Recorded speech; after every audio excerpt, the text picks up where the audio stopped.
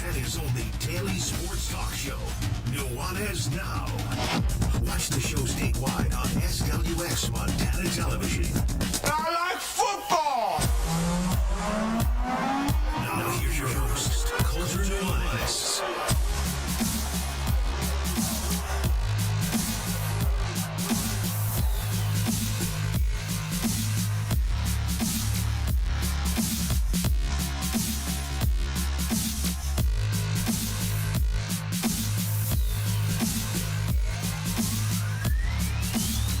Yo, what's up, Montana? Welcome in. 1029 ESPN Radio, SWX Montana Television, and the ESPN MT app. Coulter Nuanez coming to you through the Grizzly Disposal Studio here at the Missoula Broadcasting Company.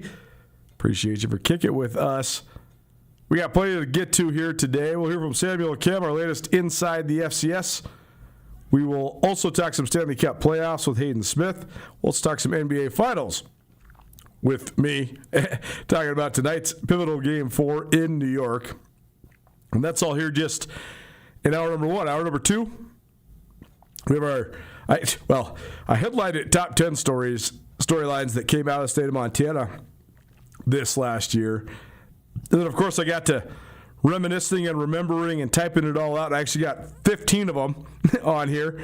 But, I mean, it's hard to encapsulate a whole year, right? I mean, when you talk about all the various college sports, all the various high school sports, all the various youth sports that we cover here in Montana, certainly to narrow it down to even 20 was be a tall task, let alone 15, let alone 10.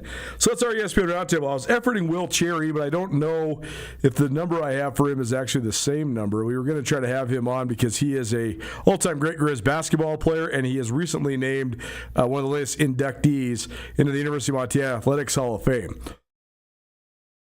Problem is, Will still plays professionally overseas, and it's hard to ever know where he is, but most of the time, he's nowhere close to America. So I'm going to keep on working on Will, try to get an updated phone number for him. But in the meantime, we'll fill in the blanks, a little top 10 countdown here on Nuanez Now. And we're also going to hear in hour number two from Buck Prather. He is a sophomore at Columbus High School.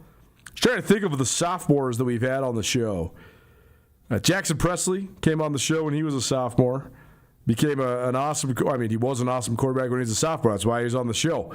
But it was a 3-year starter for Kalispell Glacier. Went to 3 straight state championship games. Led Glacier to the state championship this last year.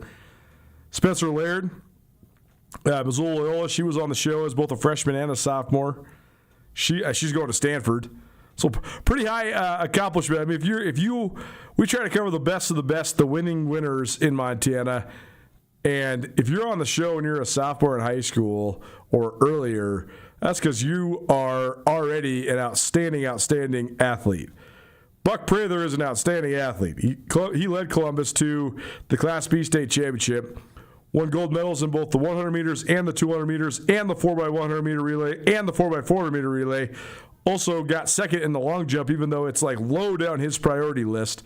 And again, kid's only 15 or 16 years old. He ran the fastest 200-meter time in almost 20 years and shattered the Class B record, and he has the all-class state record in the 200 meters in his sights. So we caught up with Buck yesterday, so we'll play that interview for you today, coming up about 5:30, 5:35. So there you go. That's your show outlook here on Nuanez Now. Appreciate you for spending some time with us. If you want to stream the show, you always can, 1029ESPN.com. You can also find us on the ESPN MT app. You can also stream us live on YouTube and on Facebook and on Twitch. Please subscribe to our YouTube channel. That's very easy. All you have to do is just click subscribe when you're there. A couple news briefs here from around the wide world of sports in Montana. And then we'll get to Hayden Smith talking some Stanley Cup Finals.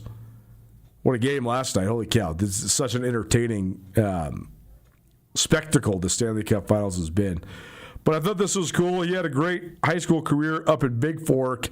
Tamrit Savick is headed to Idaho to jump, so I love when in-state guys get D1 opportunities.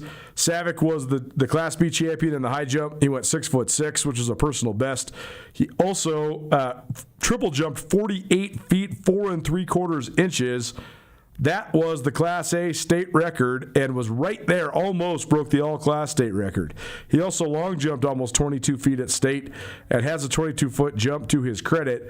So that's a nice resume, and certainly a D1 quality caliber resume. And he's turned into a D1 opportunity at the University of Idaho. So good job by Tamrit Savick. Also, the Class B high school all-star game is coming up this weekend. Last weekend we had the Class C 8-man and the Class C 6-man. But this weekend, is the 37th annual Montana Big Sky Class B all-star football game. Saturday at 1 p.m. at Red Lodge High School. The North, I'm trying to think if there's any, there's obviously a ton of guys worth mentioning. But some of the main storylines or some of the main characters that you might notice, Dawson Hammond playing in this thing, future Grizz from up in Malta. Travis Dye was a record setter at Anaconda. Well, I actually was kind of surprised didn't get maybe a walk-on spot because he's a big, strapping kid. He throws it unbelievably well. I don't know if he's a quarterback at the D1 level. But, he's a dude that threw for over 300 yards in a game multiple times last year in his first year as a starting quarterback at Anaconda. He goes about 6'2", 225. So I thought maybe somebody would take a chance on him, try to stick him as a linebacker or maybe even a defensive end. But he certainly has a set of talent.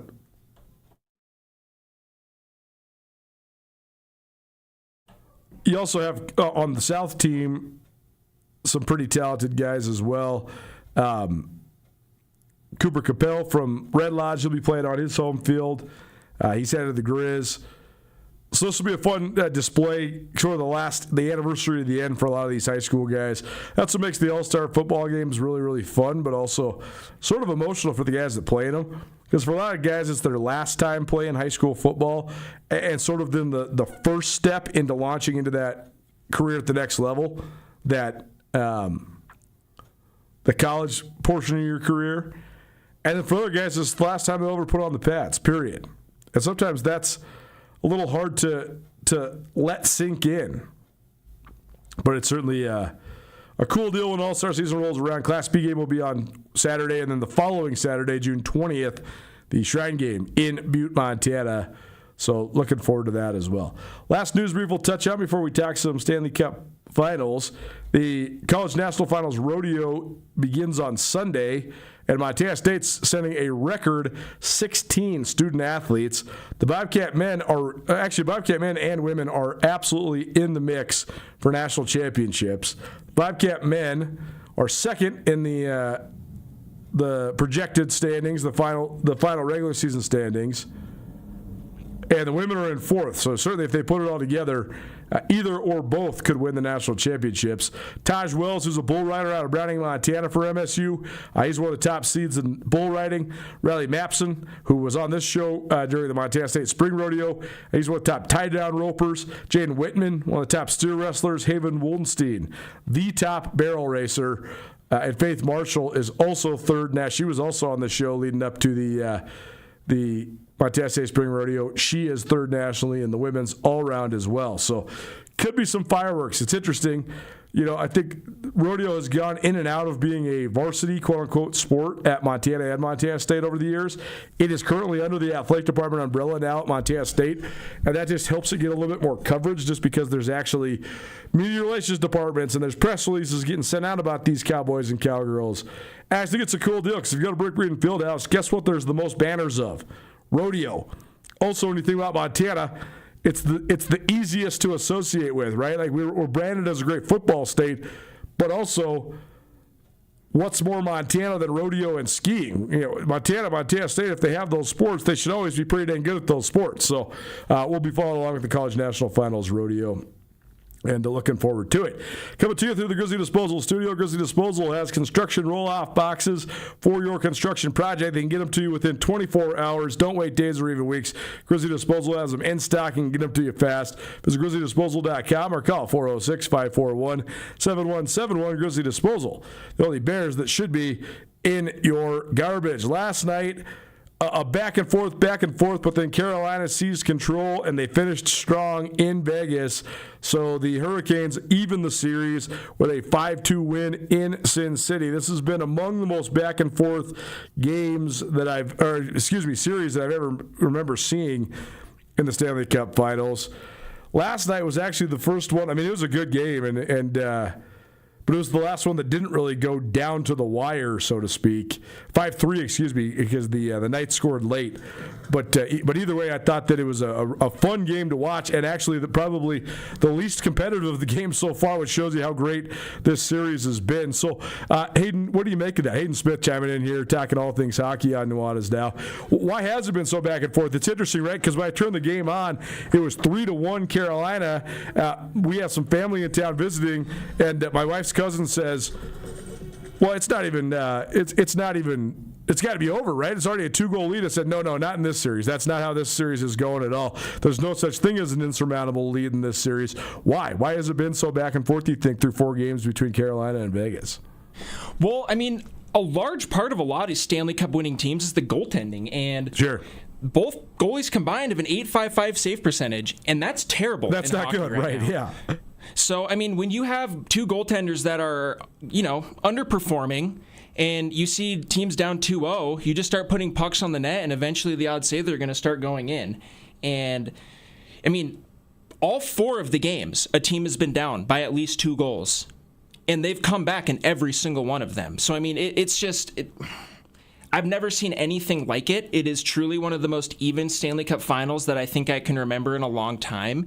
And, I mean, it's just so exciting, man. I mean, every single game, like you said, down to the wire. Even the empty net goal was ridiculous yesterday. I mean, you have a guy that's just ripping the puck over the glass, and I mean, it just hits a stanchion and goes in the net. I mean, there's no intent to score that at all. So, I mean, it's just crazy, man. I don't even know what to say. Well, and there's been so much scoring too. I think that's been the part that's fun to watch, right? Like, I always think about the NHL and the NFL having some parallels, because obviously points in football are worth between 3 and 6 plus the extra point, whereas goals are, of course, only worth 1. But I always think about, like, the amount of times you score. Like, a 5-4 game in hockey is very much akin to a 35-28 or 42-35 game in football, because that's like the amount of opportunities that you get. Well, if you had a 7-game series in football where every game was 42-35, I think you'd be pretty dang entertained, because that's a lot of action. So there's been so much high scoring. There's been so many ridiculous goals as well. And, I mean, do you credit that all to the fact that the goaltenders have been struggling, or is that also partly a product of how hot the offenses are rolling along right now? I mean, it's just so crazy, man. Momentum's such a wild thing, right? Because Mitch Marner, he scores, I mean, and I know Ryan talked about this yesterday, but he scores a hat trick in 6 minutes and 31 seconds, which is the fastest in finals history. And then the Canes follow that up by scoring 3 goals in 39 seconds, which is, I mean, that's just insane. I mean, I don't know how Carter Hart can even try to bounce back from that mentally after giving up so many goals in such a short period of time. But, I mean, this was supposed to be a low-scoring, not a lot of space, tight-checking, smashing each other type of series. And it has been the complete opposite from Game 1. So, I mean, it's just such exciting hockey. I don't even know who has the edge in this one. I think I would probably just lean on the Canes, because they've got 2 more home games versus Vegas with 1, and that might just be the only thing that I could lean on. And I think the other thing as well is that Vegas is going to roll with Carter Hart, I think, throughout this playoffs. I think they have a very interesting decision in Game 5, because he is the first goalie in the history of the Stanley Cup Finals to allow 4 goals or more in his first 4 debut games in the Stanley Cup Finals. So, I mean, I think that's a really interesting thing. And Carolina pulled their goalie in Freddie Anderson, who, in his defense has been playing great up until, this Stanley Cup Finals. But they got a fresh goalie now in Brandon Bussey, and I just think they're going to be able to ride that and ride just kind of a young guy that's really hungry right now and is a lot fresher and hasn't played, 16, 17 really, really tight games. And I think that's going to give them, the Canes, a chance to really get over the top as well. Wednesday means it's Wing Wednesday here on Nuanez Now. We'll have wings for you here in about half an hour, so don't change that dial. We got to get out Samuel Kim inside the FCS on the other side. We'll see you in a minute. Talking everything from Brendan Sorsby to Cody Hawkins getting an Idaho State contract extension to a couple incoming recruits for both the Grizz and the Bobcats. That's all next. Touch it down. Keep it right here, 102.9 ESPN Radio.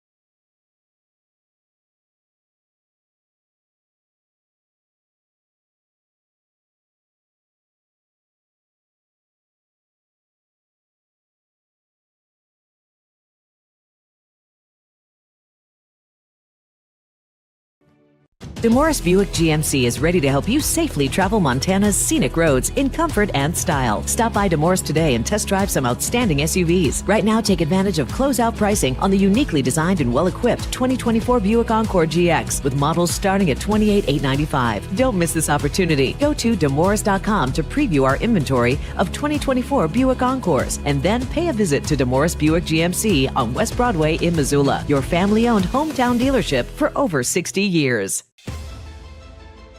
It's easy to see why Montana is the treasure state. At the University of Montana, we look inside. We see an old truth with fresh eyes, that Montana's greatest treasure is its people. So whatever tomorrow brings, we meet it the only way we know how, with a mind for making. Because what's made in Montana is remaking the world. ESPN Missoula Sports Center.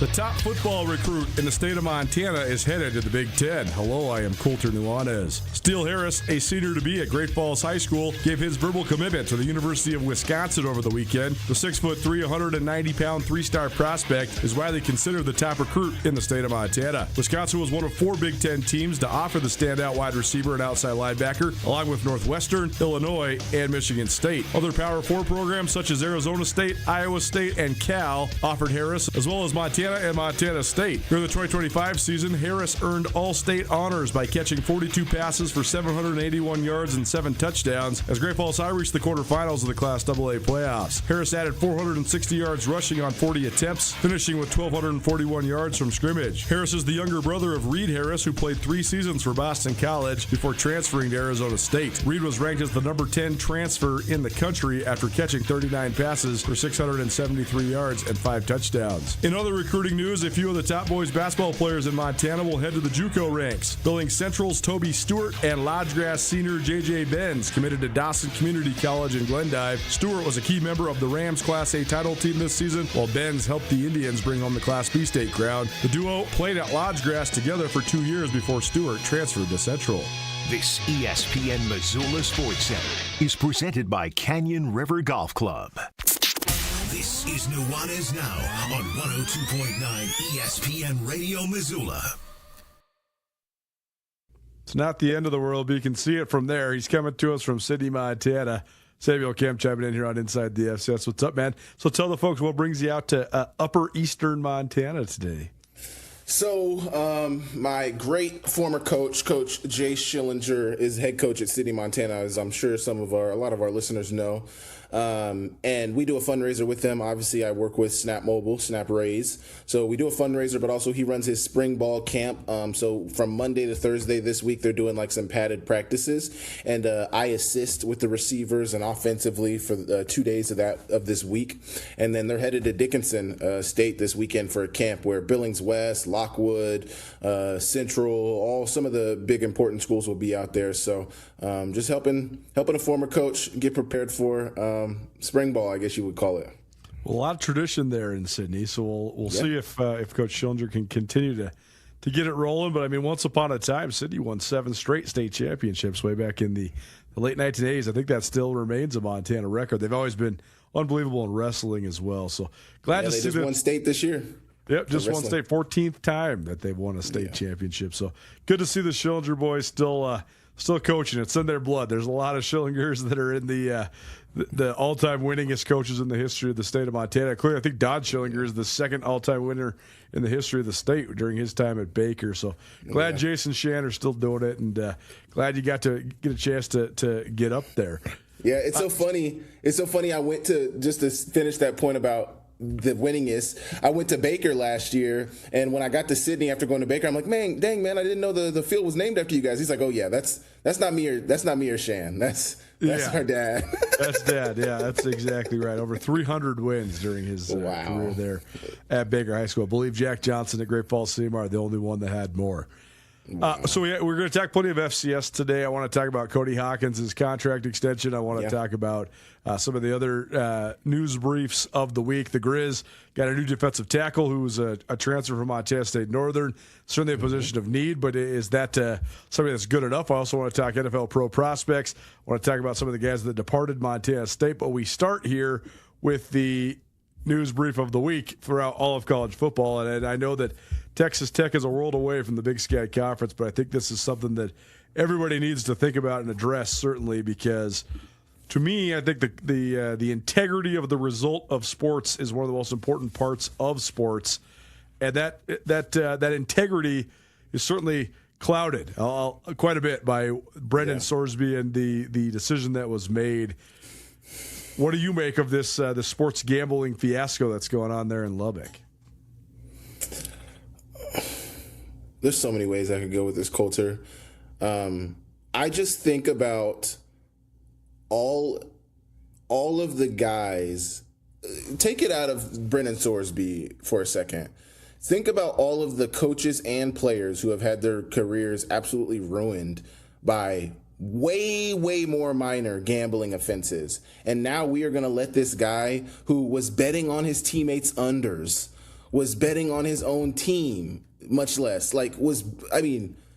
so egregious. The amount of betting that he was doing is absolutely egregious, Coulter, on his own team nonetheless.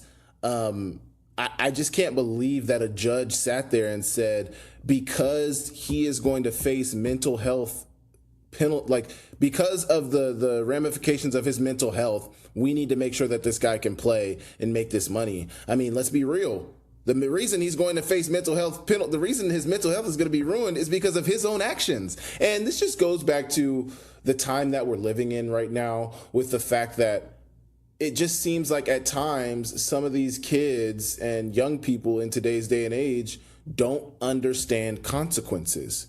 And they don't have to understand consequences because it seems at every turn they're being shielded from consequences. And at some point, I can't remember who I think I was talking to a football coach recently of just like, I was talking to somebody about football, because spring football starting, and I was at one of the schools, I go to a ton of high schools in the state of Montana, obviously working in the state, and they were saying that these kids, Thursday last week, school got out, and these kids had Friday to kind of fix their grade. And I'm like, wow, you have a day to fix your grade. Like, say you have a D, you can fix it. I'm like, wow, you can fix it in a day. And they're like, yeah, exactly. Like, what is that? You only had 185 days of school to go to before then, so you can fix it in 1 day.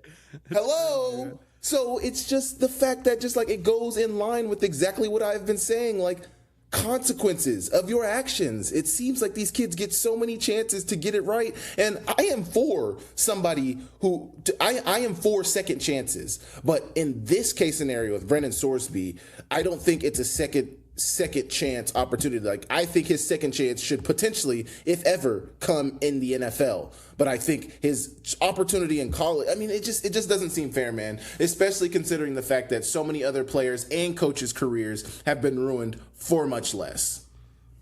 Inside the FCS, Samuel Kim joining us here on Nuanez Now, 102.9 ESPN Radio. Probably presented by Paradise Falls of Missoula. Last week we talked about the variety of different things that have changed over the last 20 years in terms of the transfer portal and eligibility. The reference point was J.D. Quinn, the all-time great offensive lineman for the Grizz that passed away. And he wouldn't have been at Montana if he would have been at Oklahoma this day and age, right? What he got kicked out of Oklahoma for, it's totally illegal now to be able to just like make some money off your name, image, and likeness. I was thinking this with the Brendan Sorsby thing. It's not a direct correlation, but Bobby Hauck ended up at Montana in 2003 because Rick Neuheisel got fired at Washington.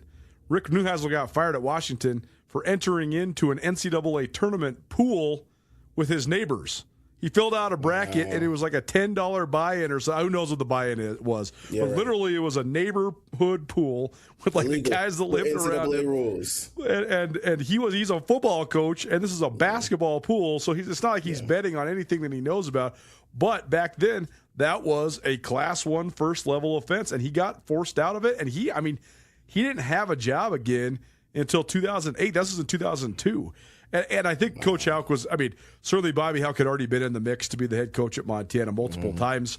He was a Montana alum. He tried to get the job when he was leaving Northern Arizona. He was trying to get the job when he was leaving Colorado. And then finally he got the job when he was leaving Washington. So it's not directly direct, but certainly there was a lot of people that got impacted by that, and that really hurt Washington football as well. Rick Neuheisel had Washington rolling. They had won the Rose Bowl and finished as the number 3 team in the country in 2000 when Marquez Tuiasosopo was there. And they'd been in bowl games the previous 2 years before this scandal played out. Well, then he gets fired. Tyrone Willingham goes there, and UW is awful. And it took him a long time to get back. People that are under the age of 50 think of Washington as a basketball school because of all the great success that Lorenzo Romar had with guys like Nate Robinson and Isaiah Thomas, etc.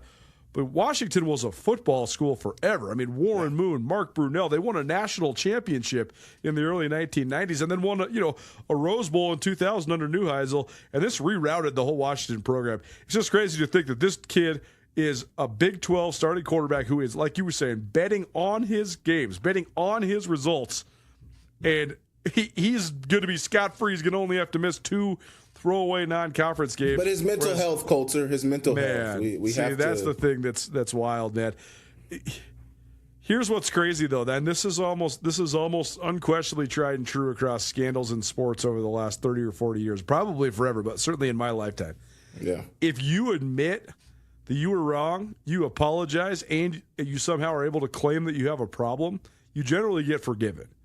If you're Barry Bonds and you say, I never took steroids, and there's a whole book about how you took steroids and you're in denial of taking steroids, you're railroaded forever. If you're Pete Rose, you say, I never bet on any baseball game ever. I don't care if I'm in the Hall of Fame or not. I never did that. You're railroaded forever. Whereas if you're Brendan Sorsby and you say, I'm addicted to gambling, I got to go to rehab for gambling. This is out of my control. I have a disease.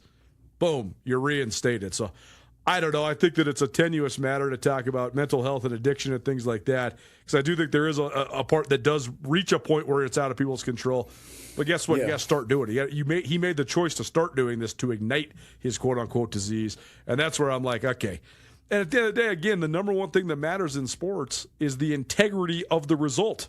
Like if you are watching a game and you think it might be skewed, the sport is already ruined. I mean, look at professional wrestling. There's a reason people used to watch it. They thought it was real. Now they know it's not real. Guess what's not as popular anymore? Pro wrestling. So I feel like WWE has kind of made a comeback just with its popularity. But absolutely. Well, why did they make a comeback? They made a comeback because they did the documentary telling people, hey, here's the deal. The stuff is scripted.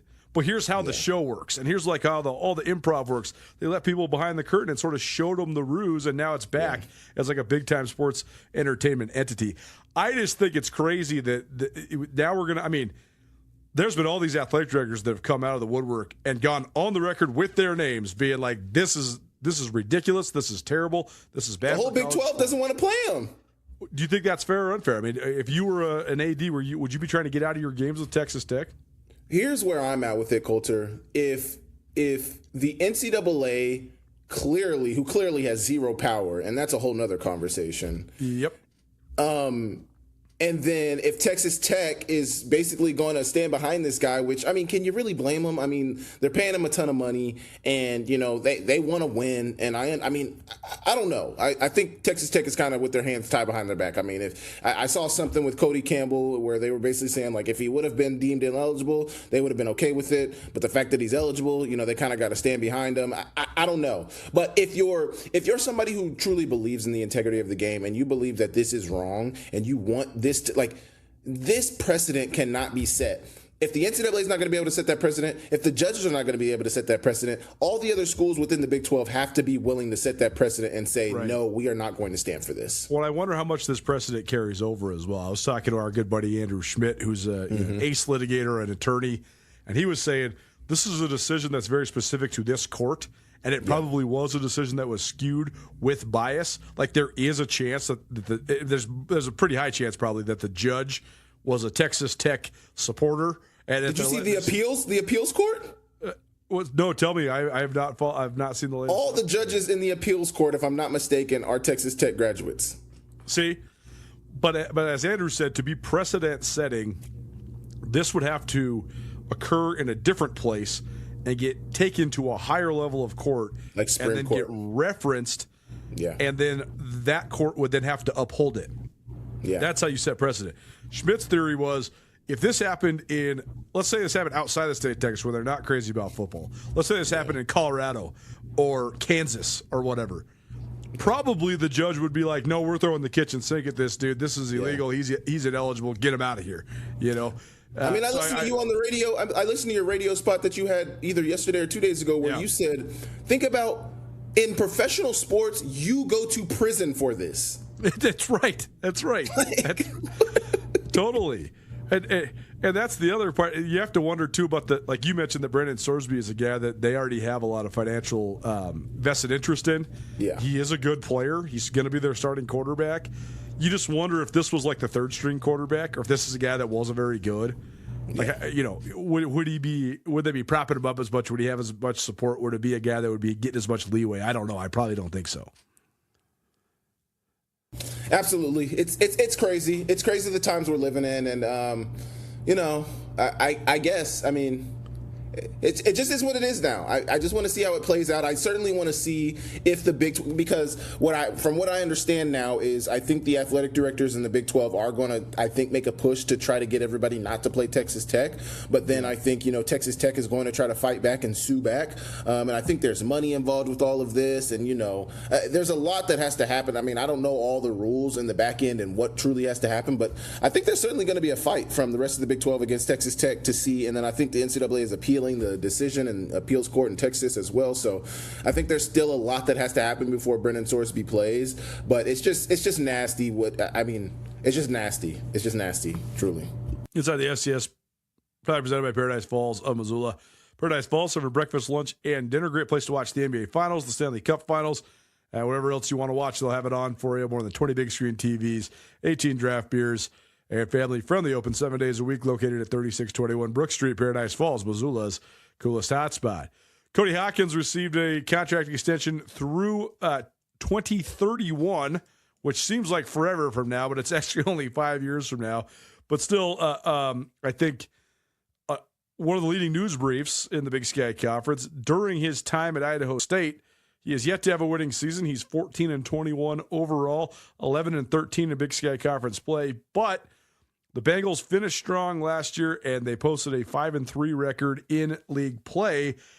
And I think also the proximity here matters. Like if you've been around Cody Hawkins, you've talked to Cody Hawkins, you understand what Pauline Theros, the athletic director there at Idaho State, has at her disposal, right? I mean, it's very clear he's a very good, young, bright coach. We've had him on this show many times. I know you talked to him at the Big Sky Kickoff as well. He's different than a lot of guys. Like, he thinks outside the box, and he's got some really good ideas. So, I think that if you were from a 30,000 foot view, you'd say, okay, 14-21. Why are you giving that guy a 5-year extension? But the closer you get to it, the more you know about him, the more you know about his vision. It makes a lot more sense. So I think this is a home run for Idaho State. I think it's a great deal for them. You have to wonder if it was maybe spurred on by another opportunity, because he certainly is going to be a hot name in the coaching business. But what was your thoughts, your impressions just on the fact that he did get an extension at that, and that Idaho State, it seems like for the first time in a long time, actually has some upward momentum? I could certainly see a bigger FBS or maybe even a smaller FBS school coming to him as an offensive coordinator and being like, hey, we've seen what you've done with your offenses. We've seen what you've been able to put together. Come run our offense at our school. We got a boatload more money than you're making at Idaho State. Like, let's make it happen. But I think this is also a decision where you think about where you are as Idaho State, and you think about, obviously Coach Fennessy was there and it wasn't that successful. They've had coaches there in the past that, I think Kramer was there in the past. Yeah, Kramer had the one great year in 2014. They lost a crazy coldest Bobcat Stadium game I've ever been at, to Montana State in November, and that cost them a playoff berth. That team went 8-4, but then they sort of lost momentum because they lost their stud quarterback after that. And Fennessy had the one breakout by Idaho State standards, but they went 5-6 when they had Tanner Guller, Mitch Guller, Mikey D. Yeah. That team was pretty nice on offense. That team was talented, man. They were talented, but then they fell off the next 2 years, and then Fennessy got let go as well. So, I mean, there has been these breakthrough bright spot moments. That was Hawkins' year last year. Yeah. If he can sustain it, like if they can even just be a 500 team this year, that will be the first time where it's not just a blip on the radar, right? They basically had 3 good years in the last 25 years within nothing afterwards. So those coaches had momentum and then lost the momentum. We'll see if Hawkins can maintain the momentum. And I think this is a situation where you have a guy. So if we can hold on to the guy, we need to do that, because let's be real, Coulter. Are they going to get somebody better than Cody Hawkins in Pocatello, Idaho? I mean, I think Cody Hawkins is great, but no, I'm saying, are they going to get somebody better than him? No, they're not. So let's be real. If we have a guy right now, maybe it doesn't look as pretty as we would like it to look, but it looks better than it's looked for a vast majority of the time that we've been a football institution. So let's hang on to this. Mind you, which I'm always reminded of by Chad, Idaho State won a national championship back in the 80s. So let's not act like they're just, absolutely nobodies and have no history. They do have a little bit of history. Obviously, now it hasn't been much over the last 25 to 30 years, but I think it's a situation where you have a guy, you want to hang on to that guy. He shows promise. I think this is the year, if ever, that Idaho State has the makings of a team to make it to the playoffs, and I think they really need to. They got to beat the NAUs. I mean, I don't have their schedule right in front of me, but this has to be a time where Idaho State kind of gets over that hump and at least gets into the playoffs and shows us something, because they have a really good quarterback. They got the running back. Outside, they got a receiver, Chaden James, who's done it before in a Cody Hawkins system. Defensively is going to be the question mark, but they got some talent returning on defense. I just think you have a guy, you hang on to that guy, and I think they see the long term. I think they're thinking long term with Cody Hawkins for sure. One of the things that's really held back the bottom third of the league for a really long time is that they have to, their non-conference schedules are so much different than like the powers that be. The Montana schools can absolutely afford to schedule 1, 2, or 3 cupcakes at home. Yeah. Because they're going to sell a bunch of tickets and make a bunch of revenue. So it doesn't even matter if you schedule in St. Francis or Drake or whoever. By the way, I know we've got a YouTube commenter that keeps telling us like that Drake's going to be a formidable opponent coming into Missoula. I know Drake made the playoffs, et cetera, et cetera. Here's the thing I'm always going to tell you. Washington Grizzly Stadium has been open since 1986. This is the 40th anniversary of Washington Grizzly Stadium. The Grizz have only lost 37 games at Washington Grizzly Stadium in the last 39 years. Less than one a year. Like you and 15 of those losses are in the playoffs, and 6 of those losses are in the brawl. So in terms of like other teams that have come in there and actually won, we're talking like less than 20 in the last 40 years. So I'm not disrespecting. We had a subpar Grizzly team in 2018, and we beat the brakes off of Drake and Washington Grizzly. I know, like, Drake's a good program. I know about Drake. They dominate the Pioneer. Rob Ash was there for a long time, and that's what sort of introduced me. I've been to games out there. I mean, and they were good last year. But one of the YouTube commenters keeps saying, Drake was in it with this team, and they were in it with this team. They could definitely be in it with the Grizz when they come to Missoula. Does that mean they're going to win? No. Nobody wins in Washington Grizzly Stadium. Like a couple years ago when the Grizz lost consecutive home games, that was the first time that had ever happened in the history of the stadium. So it's just not going to happen again. They did beat Efton Chisholm and Kakoa Vispris to start the season. No doubt. A good win for Drake. Back to the point. Oftentimes, the Portland States and the Idaho States and the Northern Colorados of the world, not only do they have talent deficiencies and resource deficiencies compared to the rest of the Big Sky, they also then get confidence deficiencies because they have to go lose to Washington and Oregon by a combined score of 150 to 14 or whatever. Yeah. That's one of the things I look at Idaho State this year and think, wow, they might actually have a little bit of a chance to have some confidence coming into the year. They open up their season at home against VMI. That's going to be a win probably. 1-11 last year. They will win. They'll win, right? Then they go on the road to play Utah State, Logan, Utah. You're probably going to lose that game, but they took UNLV down to the wire last year, and they looked pretty good.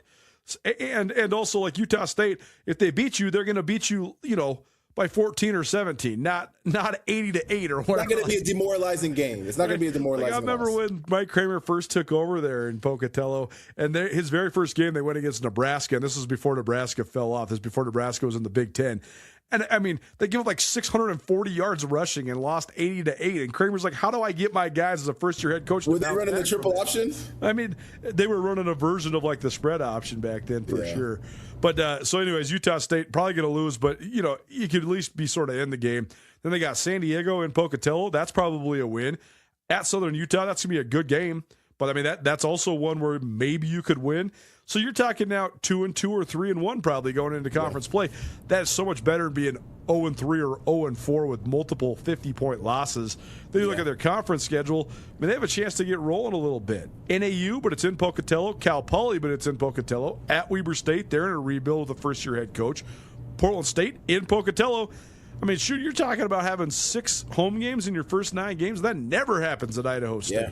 Yeah. So and then they hit the gauntlet. Montana State comes to town. They had to play in Missoula, and then they got Idaho and Pocatello as well. But they'll beat Idaho. And I'm going with Idaho State for Idaho. I'm putting that their over/under win total like 7.5.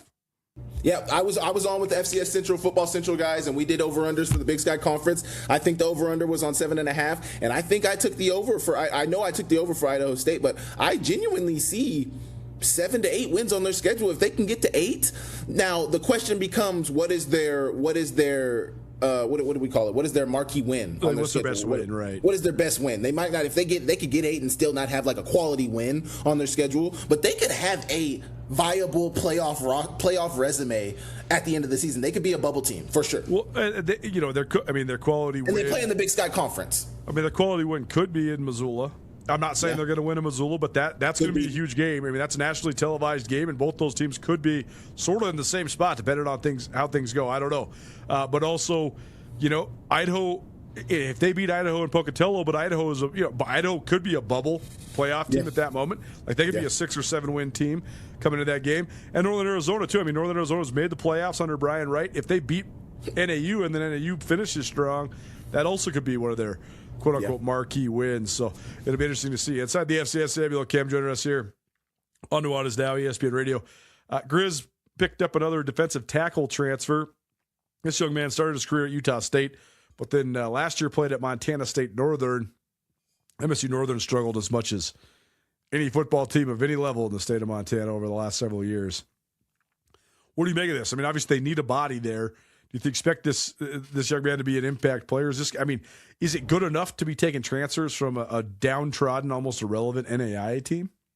The only reason I say yes, and I don't think you can sleep on the NAIA, is because we saw Buddy from Carroll come here last year and be in all. What is he? First team all conference. First team all conference. Yep. You can't. I mean, now it's a different position. It's at the D tackle position. I think he's a little shorter. And also on Hunter the Beck shorter was end. the Frontier Conference Player of the Year. You know what I mean? Yeah. Like he was a 2-time NAIA All-American. He's the best player from that conference. This dude was honorable mention All-Conference at Montana State. I'm not dogging on this dude. I don't know him at all. I just You're don't making know. good points, though. You're making. I just don't know what the impact of this guy is expected to be. Yeah. If he's there to just be a depth guy to fill a roster spot and you need him to just be in the rotation, that's fine. I just think if there's any Grizz fans that are hoping for this to be, maybe you'll be pleasantly surprised, but I just don't know if this guy's going to be the same level of impact as a guy that was the Frontier Conference Defensive Player of the Year. Absolutely. No, I think it's more depth, and you also think we got announced to the news that Hayden Hanks was at Montana Tech, committing to Montana Tech. I didn't even know dude was in the portal. I didn't even know you could transfer at this time. Right. So he's no longer on the roster. He was dealing with injuries in the spring, I believe. So I think you need to bring a body in, and just think this is the biggest position of need for Montana. So whether he's going to be a starter, whether he's going to be a depth guy, you need size at that position right now. Yeah, you got to have bodies, and he's 340 pounds, so that at least helps him in terms of with the physical fortitude to get on the field. Nuanez Now 102.9 ESPN Radio. Montana State announced officially the addition of Bruin Fleischman, the tight end from Air Force, who we talked about last week, as well as Alec Wills, who's a quarterback transfer from Penn. I think both those guys will certainly help Montana State. But they also announced the departure of a handful of guys from their roster. The one that probably caught my eye the most was River Warren. I thought River Warren had one of the most impressive high school tapes I've seen out of a quarterback guy in the last couple of years. Comes from your neck of the woods. He's an Oklahoma guy. He came in there highly regarded, but then he gray-shirted and then red-shirted, and this is how it works with quarterbacks, right? I mean, he got beat out essentially for the number 2 spot by Patrick Duchesne, who's younger than him. And so it's kind of like that's where you're at. If you're going into year 3 as the 3 and you want to play, you kind of just got to get up and get out. Yeah. I was fascinated, though, that I thought he looked good in the spring, and I thought maybe he might hang on just because, okay, this guy is ahead of you right now, but this guy hasn't started. I mean, Patrick Duchesne hasn't started any games either. So there's going to be a full-out quarterback battle at Montana State next year. And certainly the coach's son, Grant Vegan, is in that too. But I was very excited to see Pat Duchesne, River Warren, and Grant Vegan all battle it out. Now there's one less guy. The other part that's interesting is that Montana State went out and offered a junior college quarterback today. Yep. So I thought they might just allow just to let it lie, right? And say, okay, that's fine. Vegan's now the 3, Duchesne's the 2. Let's roll. But obviously they think they need a guy just maybe as a stopgap or a depth guy or a veteran guy in the room or something. I think they're seeing the writing on the wall, and they say, okay, we're good with Lamson, but I mean, they know what they have, and let's be real. Like, who is going to take over after Lamson is gone? And if, God forbid, knocking on wood right now, because I don't want this to happen, if Lamson were to go down this season, who is going to step up and make sure? Like last year, you had Chance Wilson. He is not there anymore. He's at SEMO, Southeast Missouri. So because Duchesne beat him out too.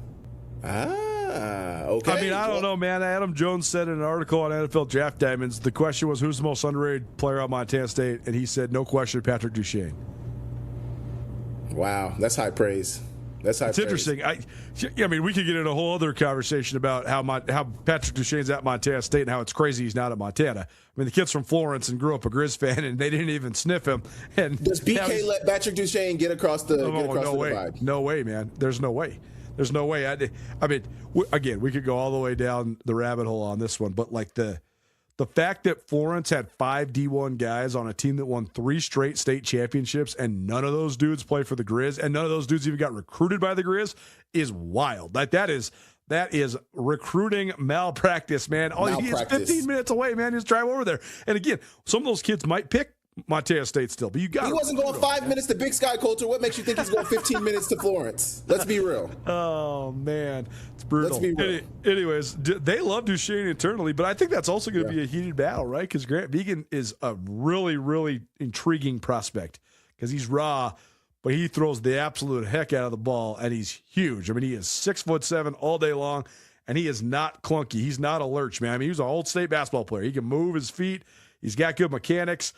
And, I don't think Vegan is one of those guys that's going to give his son the inevitable leg up, but that is a factor, right? I mean, I'll say this. I don't think Vegan would ever start his son over somebody that deserves to start over him, but the fact that Grant Vegan could be the starting quarterback at Montana State someday is certainly a factor that's keeping Brent Vegan at MSU.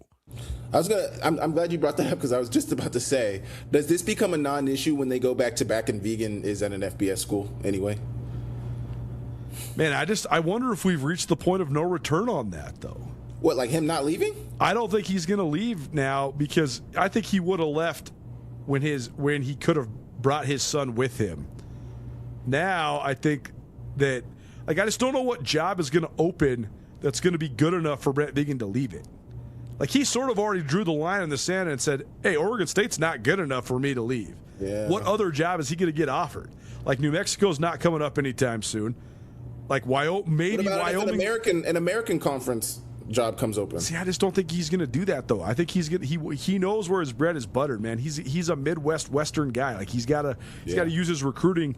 Like, the jobs that he could leave for are Wyoming, Colorado, or Colorado State. Don't leave Kansas State. Kansas State when it was open. But, like, all those jobs out west either aren't as good as Montana State, the job right now. Like, you're not going to, if Chokoff fired Nevada, you're not going to go take Nevada. You'd rather be at Montana State, right? Like, but the other jobs, you're going to beat them this year. You won't. That's what I'm saying. And then the other jobs, they're not going to open up anytime soon because, like, San Diego State has a relatively new head coach. New Mexico, Jason Eck's only been there for a couple of years, unless he goes to Wisconsin. But I don't think you jump from Montana State to New Mexico either. I just think there's not a lot of jobs out west they're going to open up. You're also better than New Mexico. I love Jason Eck. You beat them already. That's exactly. So that's what I'm saying is, like, the job it would take to lure Vegan away is a Washington or an Oregon or a Stanford. Is he going to get that job right now? Like, I don't think back-to-back FCS titles gets you on the table to get a Power 5 West Coast job. I don't. I think you'd have to have a full-on dynasty to be able to get. You'd have to go on a Chris Kleiman run where you win 4 out of 5, and then maybe you can get Kansas State or, whatever. But he already made the decision, man. He walked away from Oregon State. Like, if Oregon State's the litmus test, a lot of the rest of these jobs are below Oregon State. Yeah, you're right. You're right. You're right.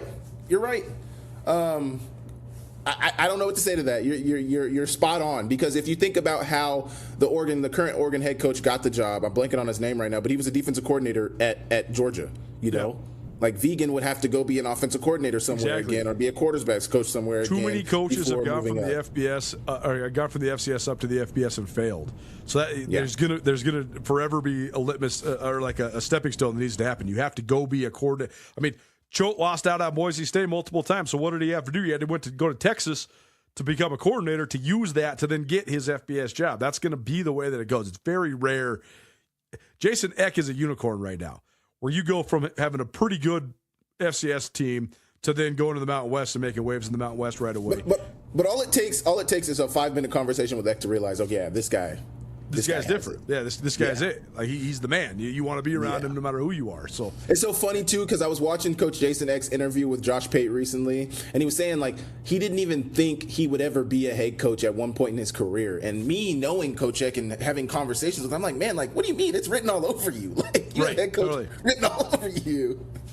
That's going to be fascinating when he's the guy that brings Wisconsin back. He's going to figure out a way to get back to Madison, and some schools are just never going to be good, Coulter, and I think, like, Wisconsin is one of those, just because you're never going to be better than Ohio State. You're never going to be able to out-recruit Ohio State. You're right, but the only way to possibly do it is to hire a super charismatic alum who knows the ins and outs of all of it. Yeah. Well, you're right. I mean, I don't know how you... Who would have thought Indiana would ever win a national championship, though? So no, right. Right. Well, yeah, and I just don't know. You're spot on, though, too. I don't know how you climb the ladder when the teams you got to beat are the teams you got to outspend, and the teams you got to outspend are Ohio State and Michigan State. Endless money. I mean, endless money. Hundreds of millions of dollars at their disposal. Inside the FCS, probably presented by Paradise Falls of Missoula. Samuel Cam joining us from the east side of the state. He'll be back on the west side here next week, but we appreciate it, man. Thanks so much for chiming in. Good to see you. Yes, sir. Good to see you. Safe.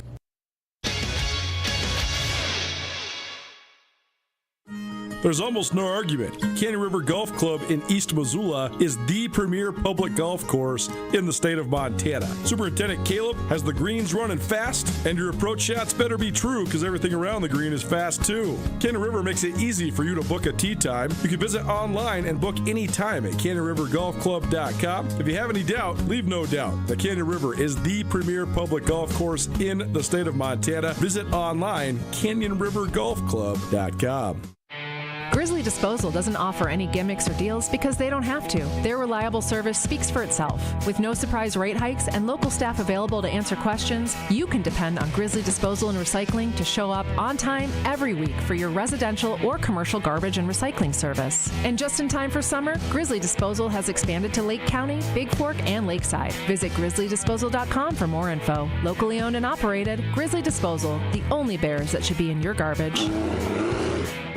Cravings? The Montana Club has got you covered with scratch-made comfort food to match every craving. From perfectly grilled steaks to satisfying salads, they're ready to handle your hunger. So grab a table with a reservation or keep it casual and order delivery straight to your door. Great food made easy. Visit MontanaClub.com to order or reserve and come warm up at your Montana Club. Brooks and North Reserve, Missoula. Have you heard? Darkness has officially been defeated. Yep, thanks to Liberty Electric, you no longer have to let the sun determine when your summer fun is over. From pathway lights to patio, deck, and yard-sized spotlights, the pros at Liberty Electric are like superheroes, adding hours of grilling time and memories to the family scrapbook. Improve curb appeal, make your home safer, and show darkness who's boss this summer. Call Liberty Electric and learn how outdoor lighting can work for you. 541-WIRE. That's 541-9473. Hey Missoula, this is Sean from Dazzler's Car Wash. At Dazzler's Car Wash, we thank you for your continued loyalty to the most efficient, high-quality car wash in our city. Having a clean car will always put a smile on your face, so treat your car like it deserves to be treated by getting a monthly membership from Dazzler's. Starting at $34 a month, you can wash your car whenever you need. For more information on our unlimited packages and all we have to offer, visit DazzlersCarWash.com. Treat your car like it deserves to be treated at Dazzler's Car Wash of Missoula. Affordable family fun entertainment. The Missoula Paddleheads are back in action with bigger promotions at a low price for the entire family. Baseball equals summer. Come enjoy a night under the lights at Ogren Park at Allegiance Field. And remember, first pitch for all Tuesday through Saturday games is scheduled for 6:30 with gates opening at 5:30. And Sunday home games will be at 2 p.m. with gates opening at 1. Tickets and more at gopaddleheads.com.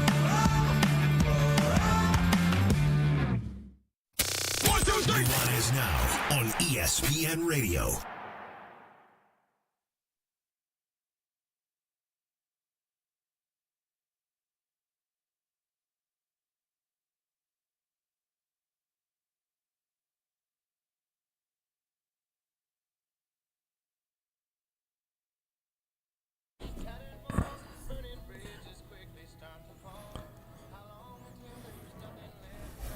The craziest part about the contract extension that Patrick Mahomes just signed is that although it makes him the highest paid player in the history of the NFL, and although he's about to make annually, beginning in 2027, $64 million per year in a couple years, it's going to be considered a good deal.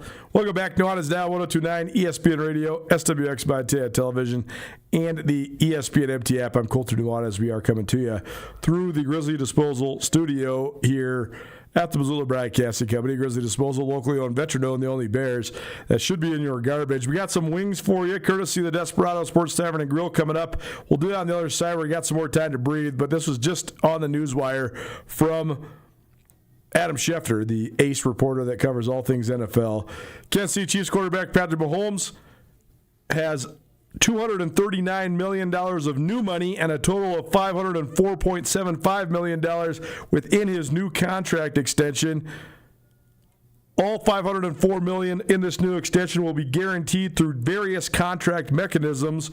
The deal can be worth up to $522 million, including incentives and escalators. That means beginning in 2027, when the new money begins, the average of the deal is $64 million per year, setting a new NFL record for average annual salary. Why is this going to be a good deal?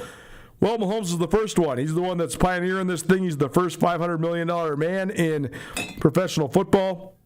But guess what?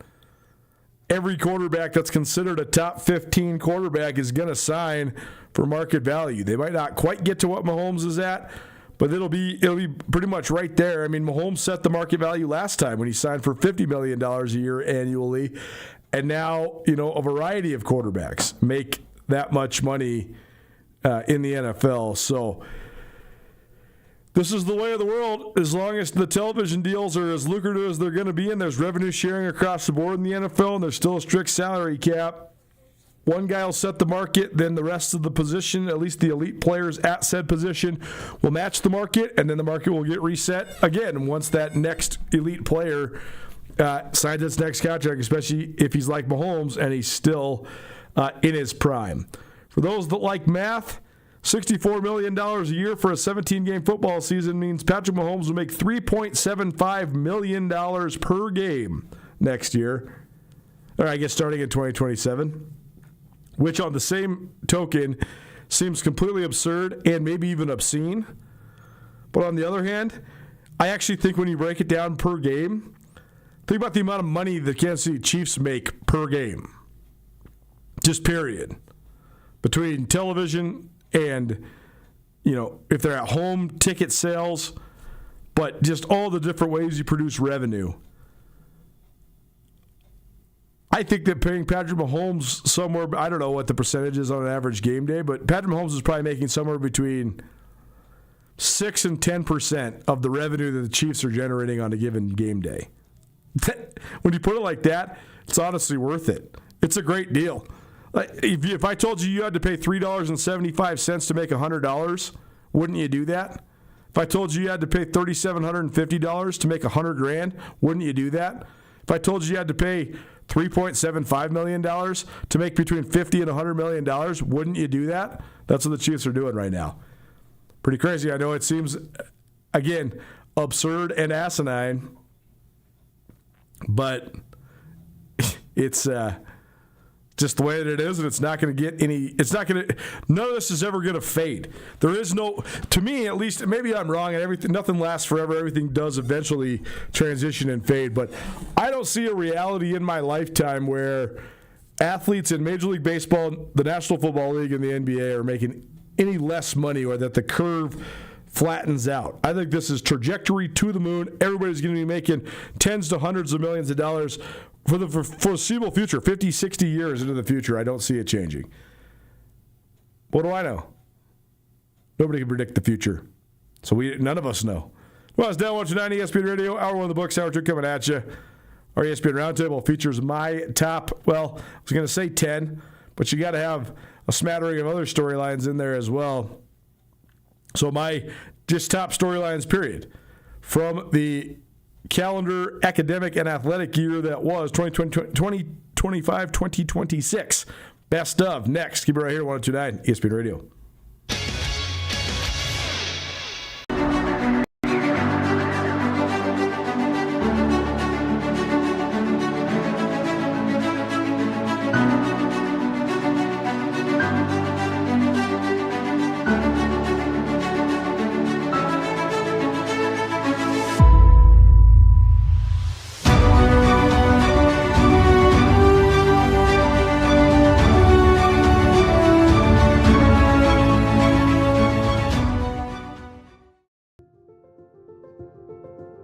Life can change in an instant. If you've been hurt in an accident, suffered from medical negligence, or are facing criminal charges, you don't have to face it alone. At Ryan Miller & Coburn, we're here to listen and fight for you. We're your neighbors, traveling across Montana to stand by your side as your link to justice. Real people, real help, right here in Montana. Ryan Miller & Coburn, your Montana attorneys. DeMorris Buick GMC is ready to help you safely travel Montana's scenic roads in comfort and style. Stop by DeMorris today and test drive some outstanding SUVs. Right now, take advantage of closeout pricing on the exceptionally designed 2024 Buick Envision with models starting at $39,795. Don't miss this opportunity. Go to DeMorris.com to preview our inventory of 2024 Buick Envisions and then pay a visit to DeMorris Buick GMC on West Broadway in Missoula, your family-owned hometown dealership for over 60 years. Around here, we see a lot of people head out. No matter where they're going, we just make sure they're ready. Before you hit the road, get a pre-trip safety check at Les Schwab Tires. It's free. Plus, this May, save up to $200 on select sets of 4 tires. If we can't guarantee it, we won't sell it.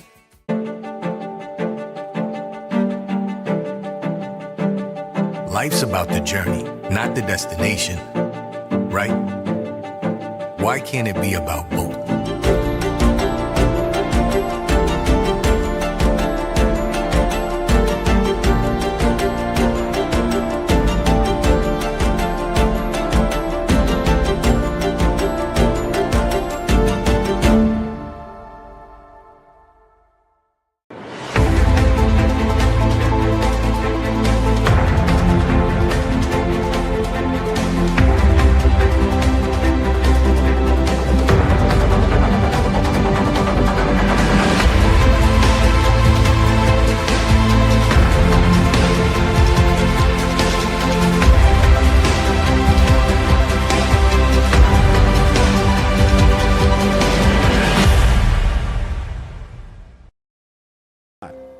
ESPN Radio for Western Montana, KKVU HD3 Stevensville, and 102.9 FM on K275BS Missoula. ESPN Missoula Sports Center.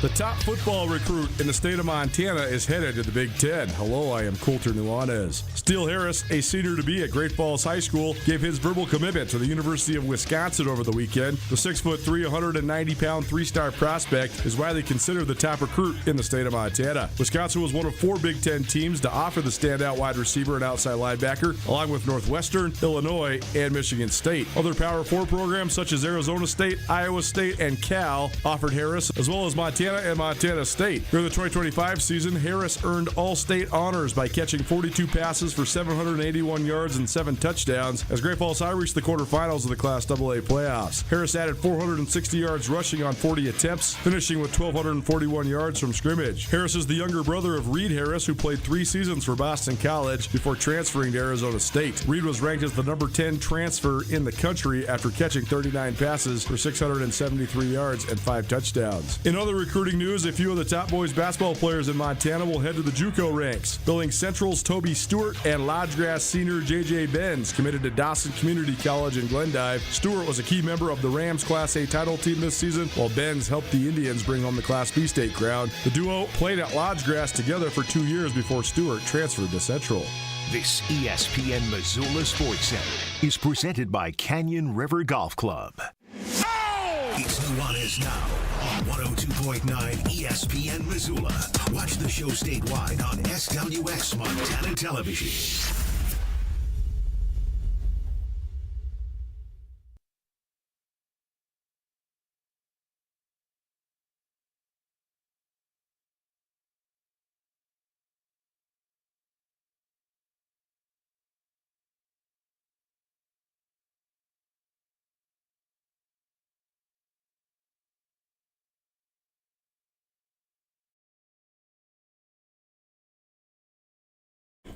Welcome back.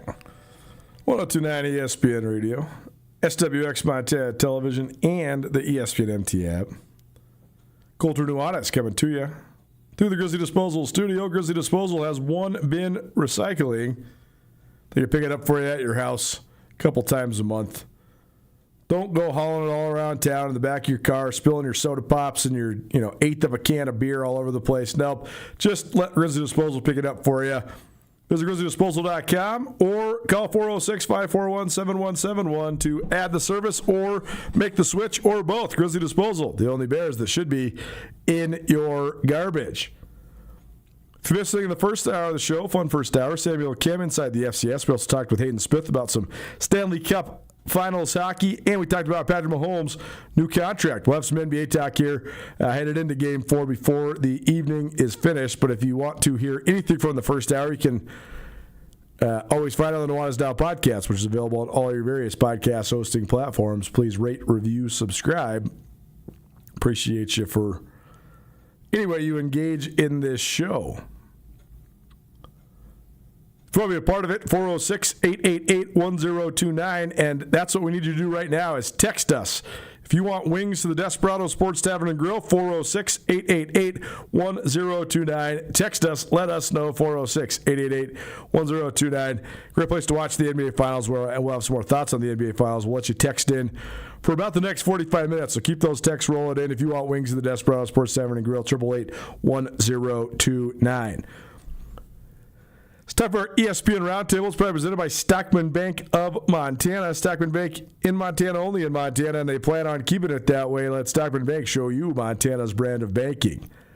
It's challenging to distill all of the best storylines from around the state of Montana into some form of a list. I wanted to do a top 10 list, but I thought there was 17 sports moments of the. This is basically my 2025-2026 list. Well, let's just say from like August of 25 through Memorial Day weekend, a couple weeks ago, and even now, with basically like this today, the Outdoor National Championships started for track and field. By the end of next week, outdoor track and rodeo will be in the books, and now then there's no more sports really going on in the state of Montana besides American Legion baseball until all of a sudden it's football season. So this is it. This is when it sort of comes to a head. So let's dive into it. Top storylines from the state of Montana, 2025-2026. I told you I have 17 of them. So we'll start with number 17. This actually maybe should have been higher because she was a national champion and then she was a national champion again. Justine LaMontagne, she is a downhill skier at Montana State. She won not one but two national championships. There's only two national championship skiers at Montana State ever. She's one of them. She's got 2 out of the 3 national championships. She joined us here on this show. A great story and a great performance by her. So you're national champion. You make my list. Number 16, women's golf was a throwaway at the collegiate level for the Montana schools forever. And it makes sense, right? First of all, if you're just being frank, you're not trying to be critical or mean, but if you're just being frank, those sports existed, at least initially, as sort of just throwaway sports for Title IX equity, right? You got, if you're an FCS program, you're offering 63 football scholarships. Well, you have to have a couple women's sports that are offering scholarships to offset that. Well, how much are you investing in them beyond that? Then you also factor in that Montana's a tough golf state.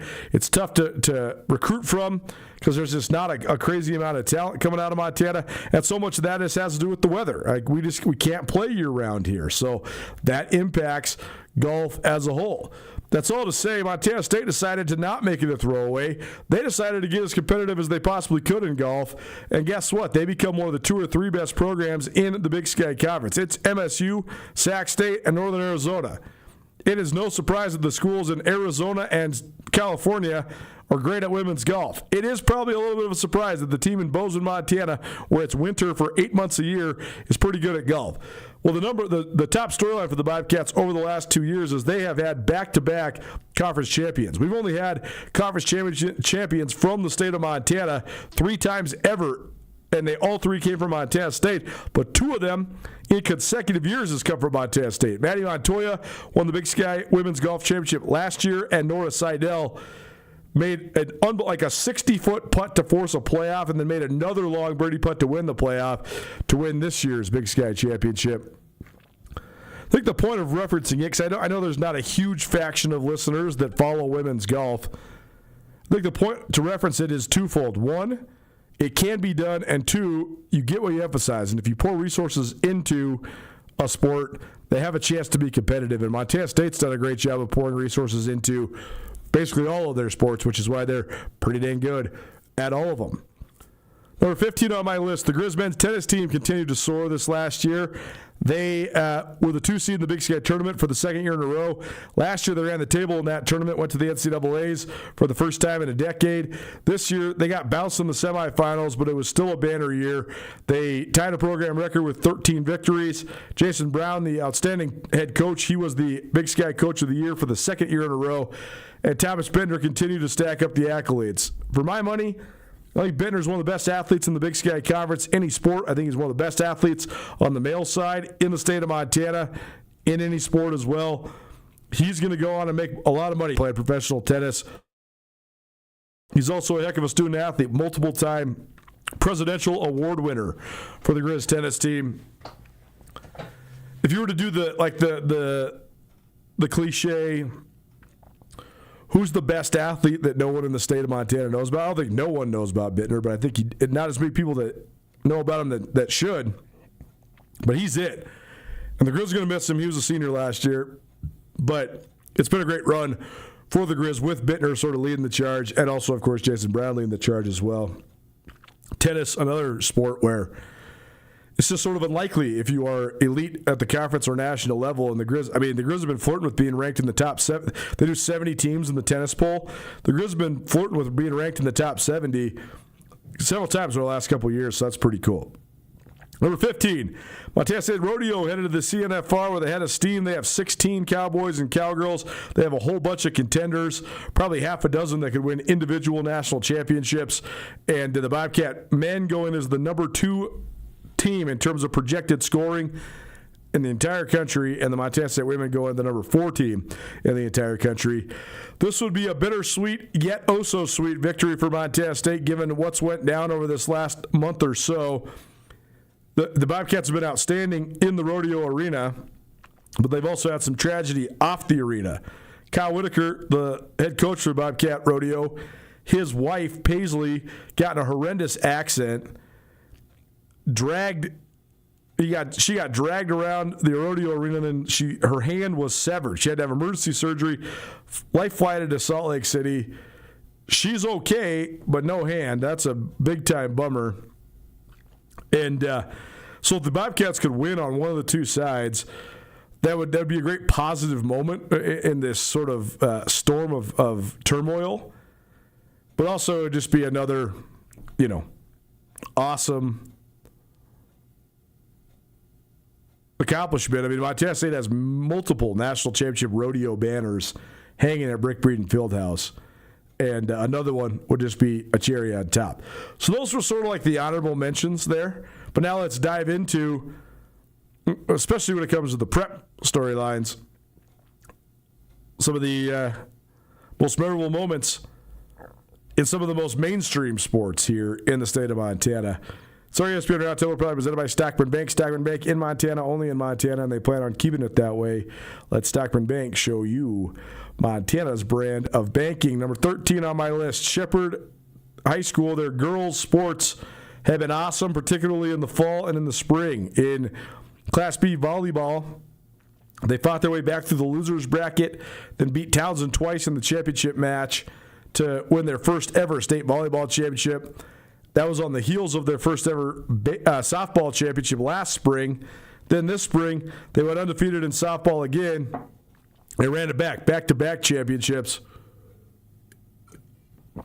on the diamond for the Shepherd girls. So that's 3 state titles for a tiny little town right outside of Billings. And, again, their first titles. Their first title in volleyball, their first 2 titles in softball. So that's pretty cool accomplishments. Number 12 on my list, Dynasties ruled the day at wrestling once again. It's actually pretty crazy that basically every level, every classification, both sexes have pretty dominant programs rolling right now. Billings West boys became the first team in 10 years to win 4 straight AA state championships. Billings Seniors girls have won 4 in a row on the AA side as well, and that's all 4 state titles that have existed in girls wrestling so far. The Sydney boys have not won since 2022, but they are the dynasty of wrestling in the state of Montana, period. They won their first crown in 4 years, but they're 14th overall. 14 state championships, no matter what sport we're talking about, is right up there with anybody, any program, any sport in the state of Montana. Miles City's girls won their second straight Class A girls title. The Honey Project boys won their 5th straight Class B state championship. The Sims girls went back-to-back, and the Circle boys won their 2nd straight and their 7th overall. I don't think this is a coincidence. The fact that almost every state championship in the state was won by programs that have won before, that's the key word. It's program. They have the formula. They have the training regimen. They have the culture. They have the installation of toughness, the demand for excellence, all that stuff. It's not a coincidence the Dynasties are ruling the day right now in high school wrestling. Number 11, the Scobie boys had themselves a calendar year. They won the 8-man football championship. That was their first championship in, I think, 30-plus years. Then they won the Class C boys basketball championship. That helped them avenge an undefeated season that ended in the semis last year. And then just recently, they turned around and won Class C boys golf as well. Cooper Axman was part of all that. He was on the football team, the basketball team, and the golf team. He'll be one of our senior spotlights coming up. But I just thought it was awesome, like watching the Class C tournament in Missoula for boys basketball. I mean, Scobie, I don't know if they do this on purpose or if they think it's funny or if it's just a coincidence, but Scobie forever has listed its population at 999, just one short of 1,000.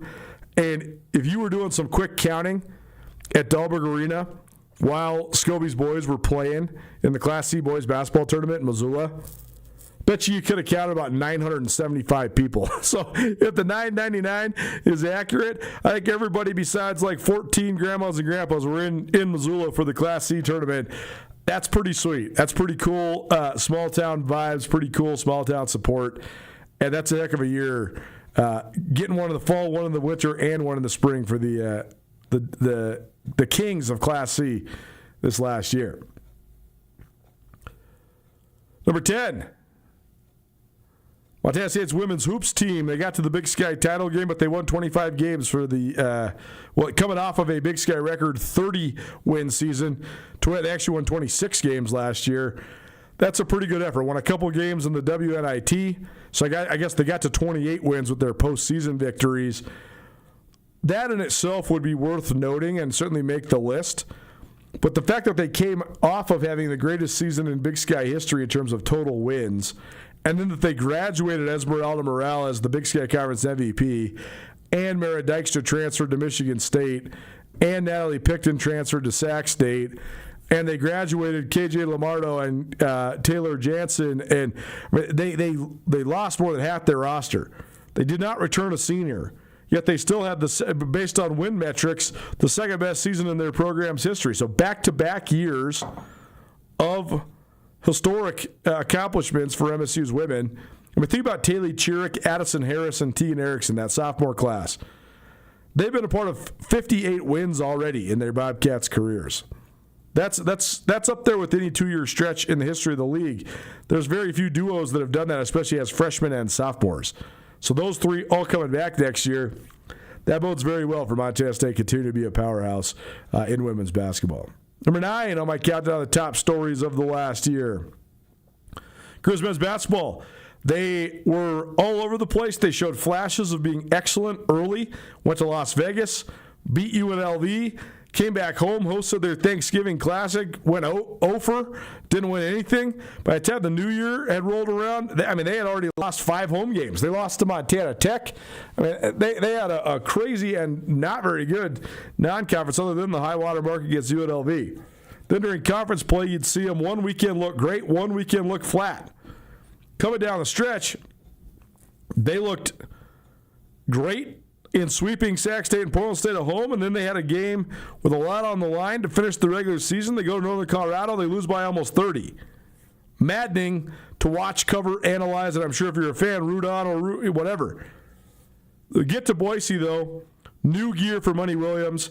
They draw Northern Colorado in the very first game. Northern Colorado had talked some smack on social media before coming out of the Northern Colorado home win over the Grizz to finish the regular season. Well, Money Williams went and showed them who's boss. He scored 42 points against Northern Colorado, ousted them from the tournament. Then he turned around and scored 32 more against Portland State. He ended up fighting flu-like symptoms against Idaho in the championship game, but still had 20-plus. He set the Big Sky tournament record for points in a single tournament. He was the Big Sky tournament MVP, and he almost led Montana back to the big dance. Grizz fell short against the Idaho Vandals. But still, the fact that the Grizz were, first of all, so mercurial throughout the year, but then second of all, finished with such a flourish. 18 wins in a season is a low water mark for the Grizz, especially under Travis DeKeer. But the way that they got there and the way that they strung 3 more wins together to get to that Big Sky title game, that in itself was very impressive. And certainly worthy of breaking into the top 10 on this list. ESPN Roundtable, probably presented by Stockman Bank of Montana. Stockman Bank invites you to experience the Stockman difference. As a family-owned community bank with locations throughout Montana, Stockman Bank committed to enriching the lives of Montanans and helping communities succeed. What that means to you is your money stays in the local economy, supporting your friends and your neighbors. Number 8 on my list, Boza Gallatin girls hoops. They were the defending state champs coming into the year. They went undefeated and defended that state championship. It's no easy task in AA. There was a lot of great teams. Billings West was very good. Missoula Big Sky was very good. Missoula Hellgate was very good. Butte was good. Billings Senior was good. There's a lot of good teams. So Gallatin, to do that, to have the expectation and the pressure of running it back, and then to do it flawlessly, pretty darn impressive. We're going to try to have a couple of the Gallatin girls on the show. Have a message into Jada Davis. Have not heard back from her. Also have a message into Ave Odegaard. She's going to St. Mary's, but she has to report soon. So sounds like she was one of the players on the roster for the Montana-Wyoming All-Star game. It sounds like she's not going to do that because she's got to get packed up and move down to California, moving down to the Bay Area, and starts workouts with St. Mary's here pretty soon. But we'll have one of those Gallatin gals, if not both of them, on the show at some point. My number 7 moment of the last calendar year in sports, the Montana State women's track team winning their first Big Sky Outdoor title since 2004. Talking about dynasty busting. Since 2004, I think Northern Arizona's won 14 league titles. I think Sac State won 7. And I think Idaho State won 1. No one else won any. That's how hard it is to win in the Big Sky unless you're NAU. Well, the Bobcat women did it, and they did it in resounding fashion. They scored almost 160 points at the Outdoor Championships. They then sent, 15, 16, 17 athletes to regionals. And now they got 5 athletes, including 4 women. Including, 5 women and 6 athletes total that are competing at the NCAA Outdoor Track and Field Championship. Speaking of that, this is not on the MSU women's route, but Rob McManus, the outstanding steeplechaser, he will run his last collegiate race this evening, 6:38 p.m. Mountain Standard Time, live from Eugene, Oregon. He's been an All-American 3 times in his illustrious career. He's going for his 4th All-American honor. Number 6 on this list. I know Hayden, the man behind the glass, is going to tell me I have it too low, and he's probably right, but I'm trying to get through the stories that I think resonate the most, first and foremost with our specific radio audience here in Western Montana, but also just the larger sports audience around the state. There is no bigger deal to me than winning a gold medal. Jake Sanderson from Whitefish did that on the United States hockey team. So it's hard to say that's anything but the number one moment. I was more thinking about like the moments that captivated the most number of Montana sports fans. I think there was certainly plenty that were into that, but maybe some that weren't. We'll get to the ones that are above this, and you'll sort of see what I mean. You'll sort of see like the storylines that were sort of grabbing people's attention. But Jake Sanderson winning a gold medal for Team USA in hockey. Connor Ralph from Helena competing well. I think he ended up getting 4th or 5th place in the freestyle aerials, skiing. Having a couple of Montanans in the Winter Olympics, that was certainly very cool.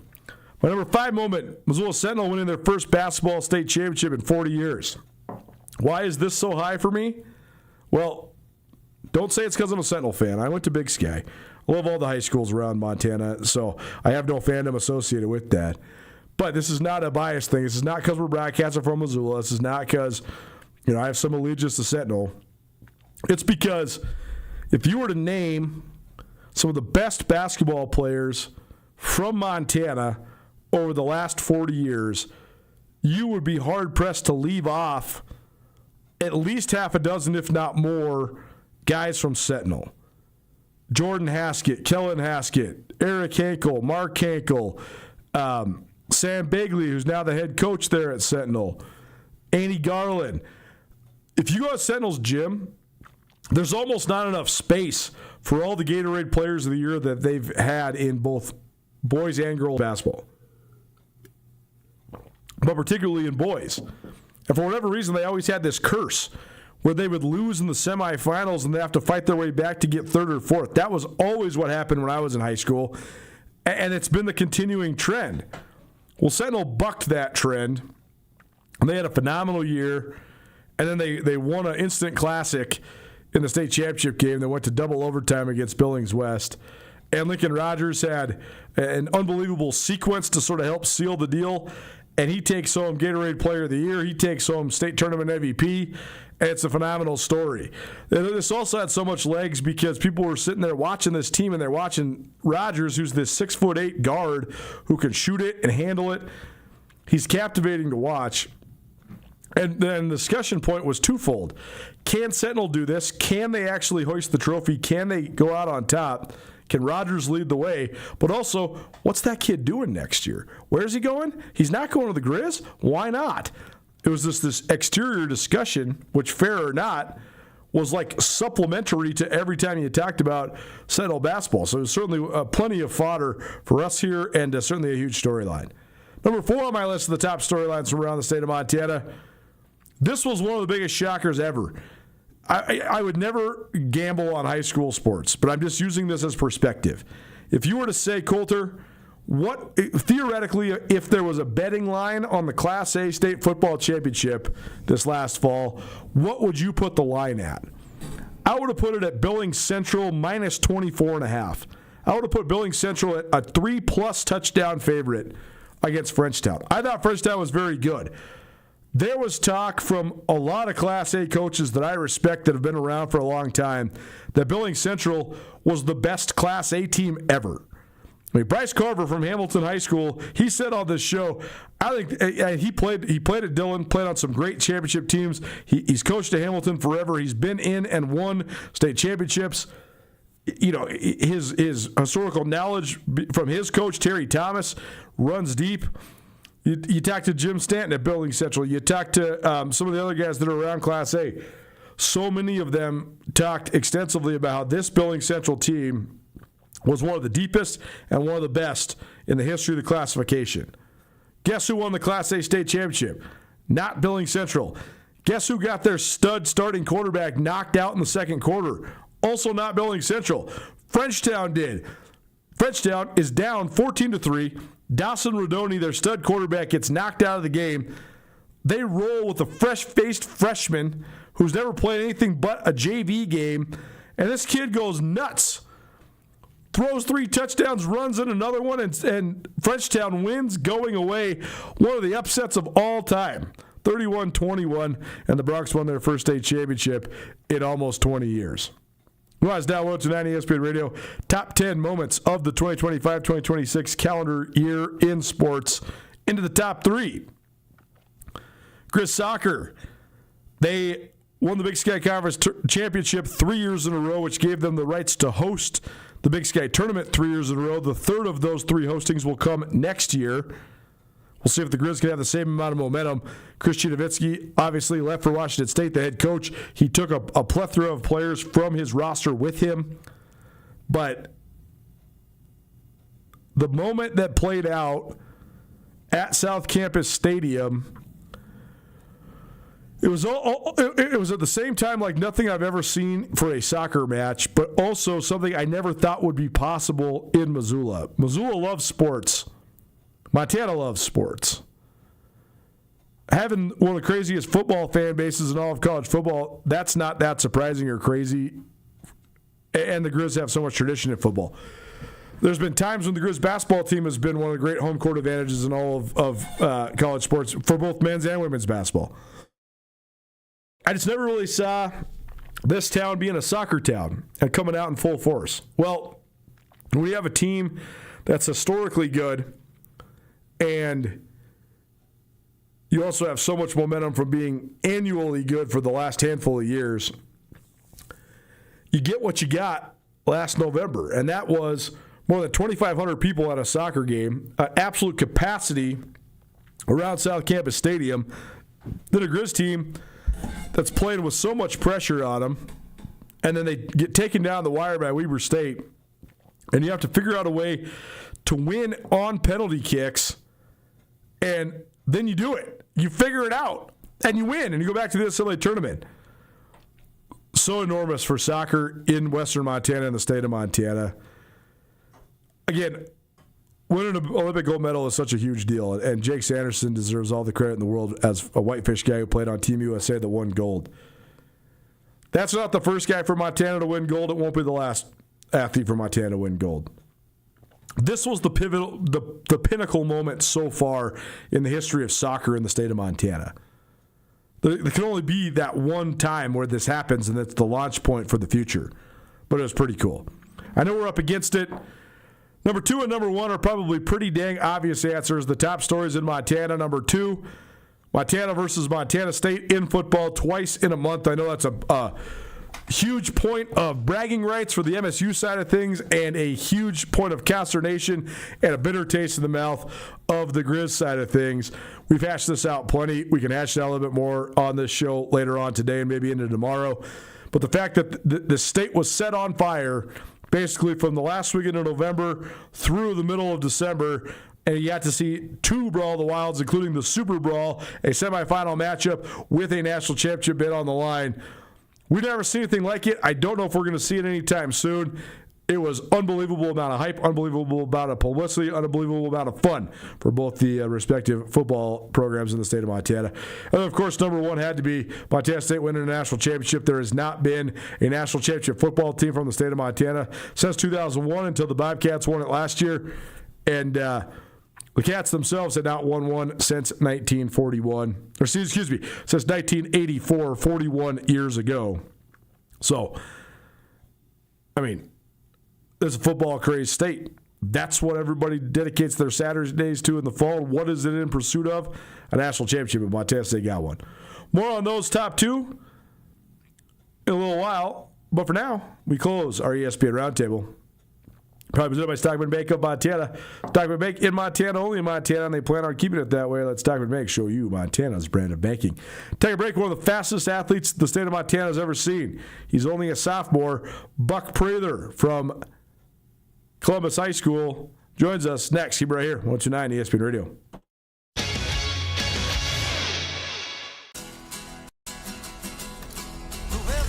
Around here, we see a lot of people head out. No matter where they're going, we just make sure they're ready. Before you hit the road, get a pre-trip safety check at Les Schwab Tires.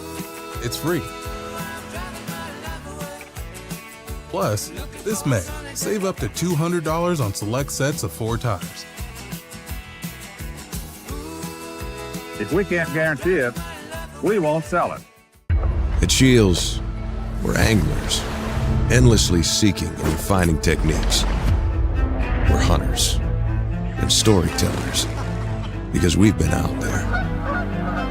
We're experts that put products and gear to the test so we can share that knowledge with you. At Shields, we understand your outdoor journey and the path you're on because we walk it too, every step of the way.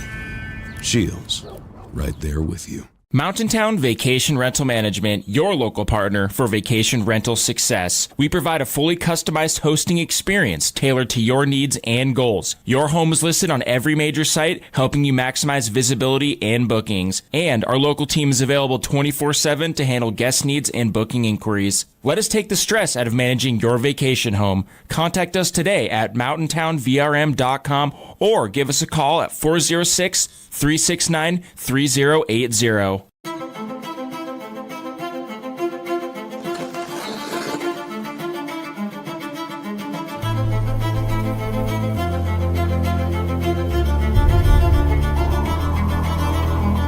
The rare moments in life, they're not just few and far between. They're meant to be treasured.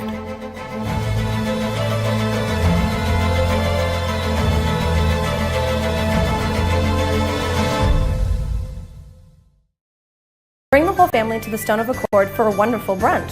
From traditional comfort food to eclectic specials, there's something for everyone to enjoy. And it wouldn't be a proper Missoula brunch without an Irish coffee and a mimosa. The Stone of Accord, Irish fare with Montana flair. Restaurant, liquor store, and casino. At the Stone of Accord, we use the freshest ingredients to create our homemade traditional Irish classics, fresh salads, and creative specials. Come enjoy our warm, family-friendly atmosphere. The Stone of Accord, Irish fare with Montana flair. Restaurant, liquor store, and casino.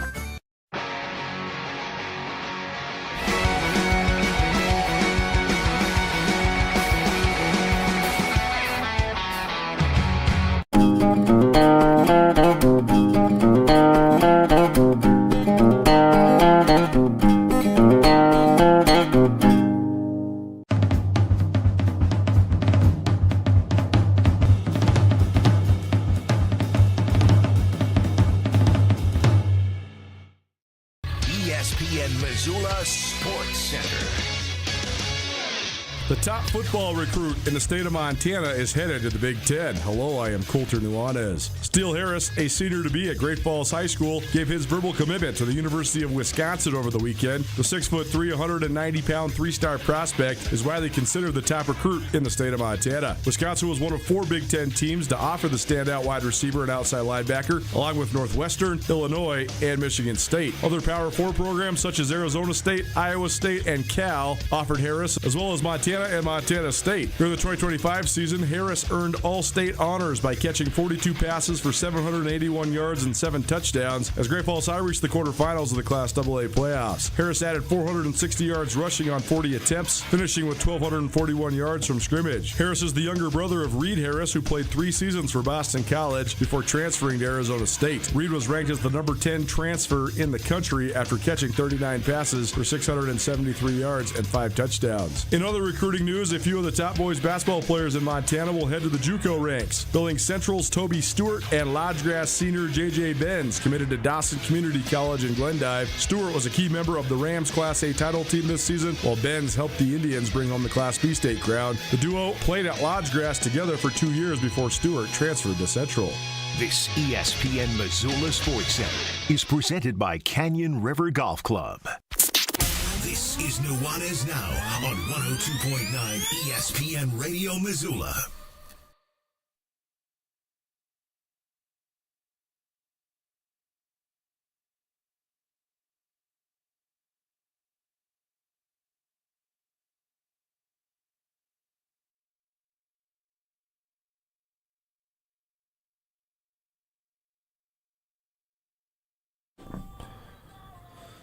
A couple PSAs for you. First of all, we are off this Friday and next Monday. Our man Hayden, producer here at ESPN Radio, he's getting married later on this summer, so he's got to, go to the bachelor party thing. So he'll be out, and subsequently, so will I. I'll take a couple days in mid-June. I was like, I'm happy to take some vacation those days too, buddy.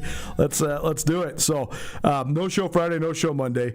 But next week we will have a fun event for you. We'll be broadcasting to you live from the Mo Club. That's the Missoula Club, downtown Missoula. Great burgers. Like they say, where the burgers are always cold and the beer's always warm. But that's actually untrue. The burgers are always hot right off the grill and the beer's always cold. But we'll be co-hosting an event with the Grizzly Football Players Association. So looking forward to that. If you are a Grizz alum, please come on down. These guys want to connect with you big time. Doesn't matter if you were an All-American or a walk-on. If you played for the Grizz any time in your life, head on down. Anybody's welcome. I mean, it's a public bar, and everybody's going to be hanging out. So if you want to hear Grizz stories, meet Grizz guys. Even if you weren't a former Grizz, head on down. But certainly they want to connect with as many former Grizz as possible. So that's next Thursday, June 18th, between 4 and 7 p.m., and I'll be doing Nuanez Now live from the Mo Club, and we'll probably wrangle a couple of those guys there to hop on with us. So looking forward to that. Also, we had last week sort of a primer for the Cussin' and Discussin' podcast. It's going to be co-hosted by Ty Hobbs and DJ Coulter. And those guys, I cut them loose. They launched their first episode today. We can't play in the excerpts because, well, it's called Cussin' and Discussin', and they fulfilled their promise for the title, I'll tell you that. So, not FCC appropriate here on the public radio here, on the government-regulated airwaves here. But it's a good pod. Go check it out, and that's also an extension of the GFPA. Okay, enough about that. Enough about us. How about one of the fastest young men in the state of Montana? We head to Columbus, where we caught up with that athlete.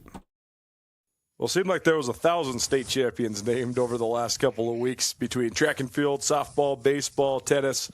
So we're continuing to make the rounds. We check in here now, Columbus, Montana. Garrett Buck-Prather, our guest. He's a sophomore there at Columbus. Columbus won the Class B Boys State Championship. And Garrett himself took home several gold medals as well. Thanks for being here, man. How's it going? Good. How are you? Good. You got to tell us about the nickname first. Where'd Buck come from? My uncle kind of just gave it to me when I was born, and I guess it just stuck. It's awesome. That's what I go by now. Yeah.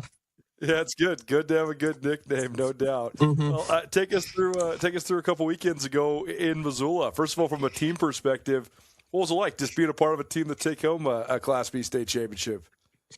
Felt good. even though like none of us are really seniors, we only have one senior on the team. We still got it done. So hopefully next year we can do the same thing. Yeah, you guys are so good for being so young. So, I mean, has your group sort of been standouts since you were in middle school? Or when did you first start to become like sort of this great group that's now all of a sudden a state champion? Especially like our class. We were pretty good in middle school. Lots of good athletes in our class and the junior class. So yeah, it should be good.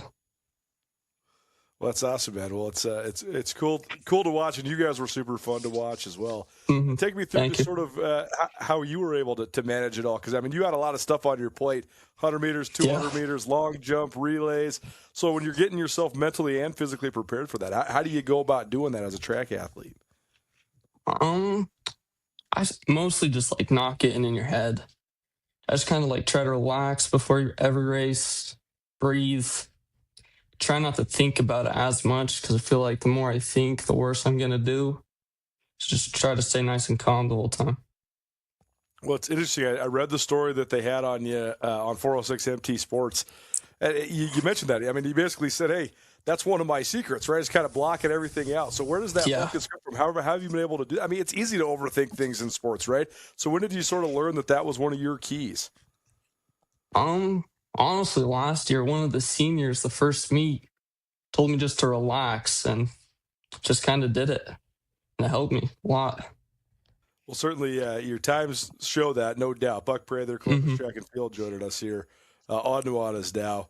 Have you always been fast? I mean, because your times are really fast for how young you are. So, I mean, have you always been super fast? Middle school, I was kind of fast, not like top of my class, but I don't know. This year, I feel like really stepped up the game. Was there anything particular that you changed or that you implemented, or how were you able to get such low time, especially in the 200 meters? Honestly, during the fall, since I don't do football, I went to the weight room every day after school and started lifting.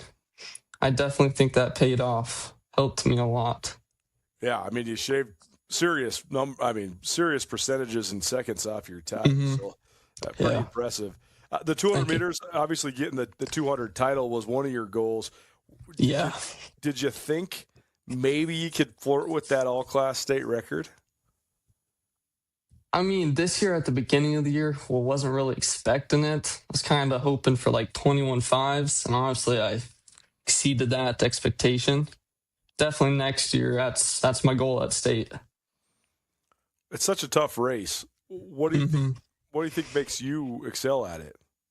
Honestly, just my mindset. I always like look at the second fastest guy going into the race. I always try to catch him before the curve ends and just keep going from there. Did you know that you had that one sort of? I mean, I was watching that one live, it looked like you had pretty good lead as you made the turn. So did you feel like you kind of had it as coming down the stretch? Yeah. That Florence kid, that was my goal, just to catch him by there's a group of hurdles. I told my friend I want to catch him by that. I caught him by that, and I just kept going. Well, that's awesome, man. Well, then when it came to adding in the long jump with all the other running stuff, what's sort of the balance there? And I mean, you are fast, so that probably helps you in the long jump, I bet. Yeah. Well, long jump's not really my main thing. I just kind of do it to have another event to do. And I guess it paid off at the end of the season. Got second. Yep, second to state. Pretty good for not being your priority for sure. Yeah. Well, tell me about your relay teams. I know you have some other talented guys that are running with you. So, how much do those guys just help boost you up? What's it like just running with those guys and sort of competing with them? Feels good. You know, all of us on both the 4x4 and 4x1, we're all pretty fast, pretty close times. Definitely think that makes us push each other harder. Especially in the 4x1, we got the Class B state record, which felt really good. Yeah, that was cool to watch. The relays that just in general were awesome in Missoula, right? I mean, Billings West girls blew it out of the water. Big Skies boys blew it out of the water. So all the relays were pretty good. Yeah, they were really fun to watch. Do you get a chance to watch the other stuff going on at a meet? Did you watch anybody besides your Columbus guys? Yeah, I watched like all the races. I went to the tent like once every day. Yeah, I just that's stayed awesome. out there.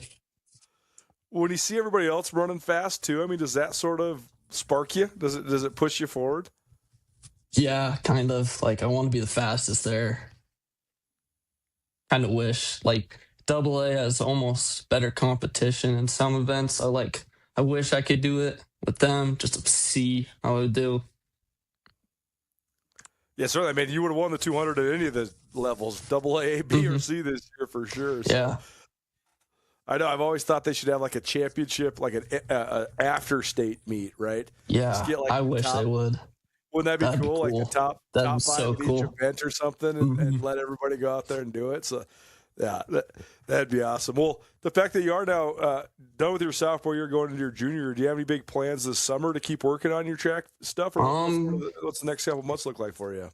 Well, in a few weeks, I head to Australia for track for about 2 weeks.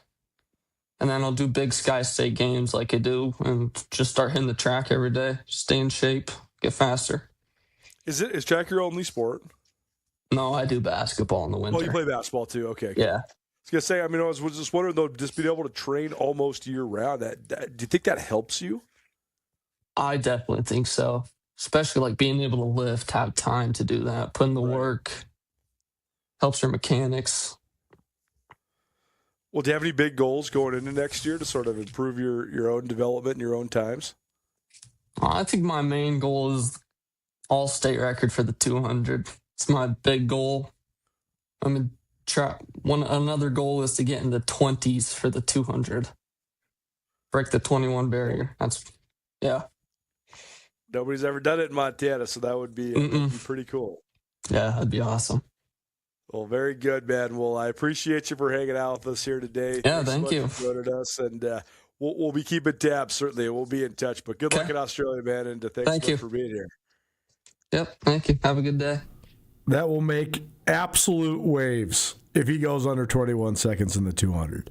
To put that in perspective, like the guy that's winning the Big Sky Conference Championship is running like 20.5 seconds in the 200. This kid is a sophomore in high school at a Class B school in the middle of nowhere in Montana. I mean, the kid's obviously working hard. He talked about his weight training, et cetera, but he's also just a pure natural, right? I mean, if you're running 10.75 in the 100 meters and you're running 21.3 in the 200 meters when you are 15 or 16 years old, you got ridiculous natural talent.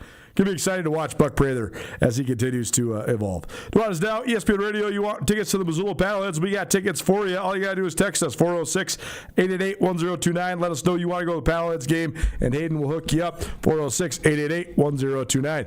Take one last break. Couple thoughts on Game 4 of the NBA Finals right after this, so change it down. Keep it right here, ESPN Radio.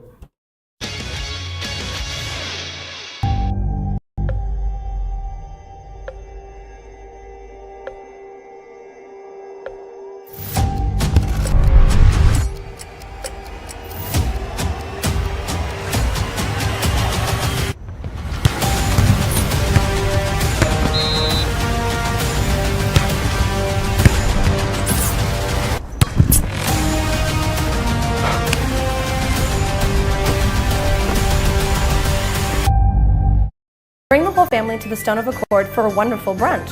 From traditional comfort food to eclectic specials, there's something for everyone to enjoy. And it wouldn't be a proper Missoula brunch without an Irish coffee and a mimosa. The Stone of Accord, Irish fare with Montana flair. Restaurant, liquor store, and casino.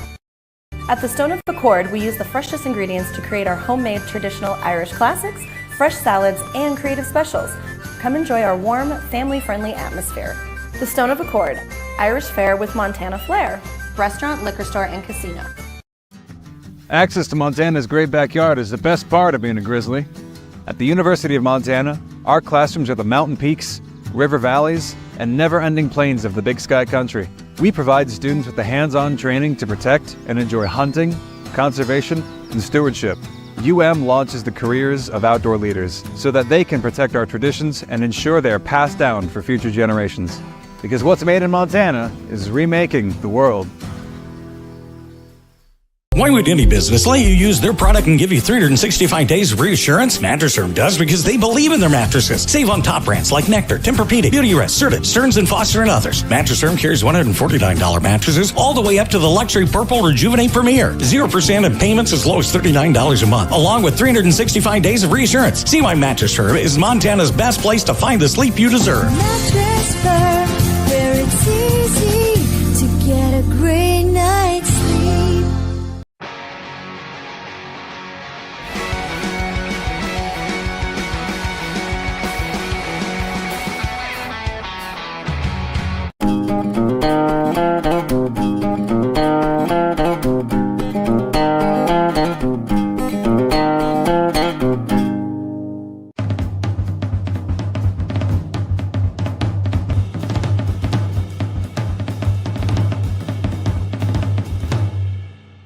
Mountain Town Vacation Rental Management, your local partner for vacation rental success. We provide a fully customized hosting experience tailored to your needs and goals. Your home is listed on every major site, helping you maximize visibility and bookings. And our local team is available 24/7 to handle guest needs and booking inquiries. Let us take the stress out of managing your vacation home. Contact us today at mountaintownvrm.com or give us a call at 406-369-3080. Nuanez Now on ESPN Radio.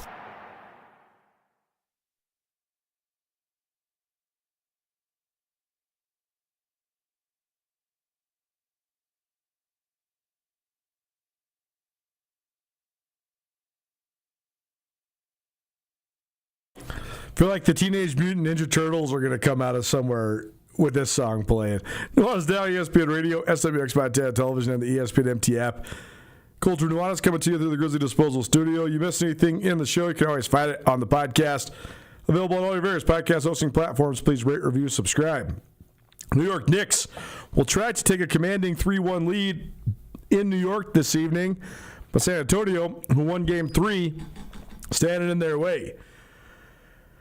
I think you can analyze this game in a variety of different ways, but I think that if Victor Wembanyama plays like one of, if not the best players in the world, San Antonio is pretty tough to beat. I think if Karl Anthony Towns holds his own against Victor Wembanyama, the Knicks are pretty hard to beat.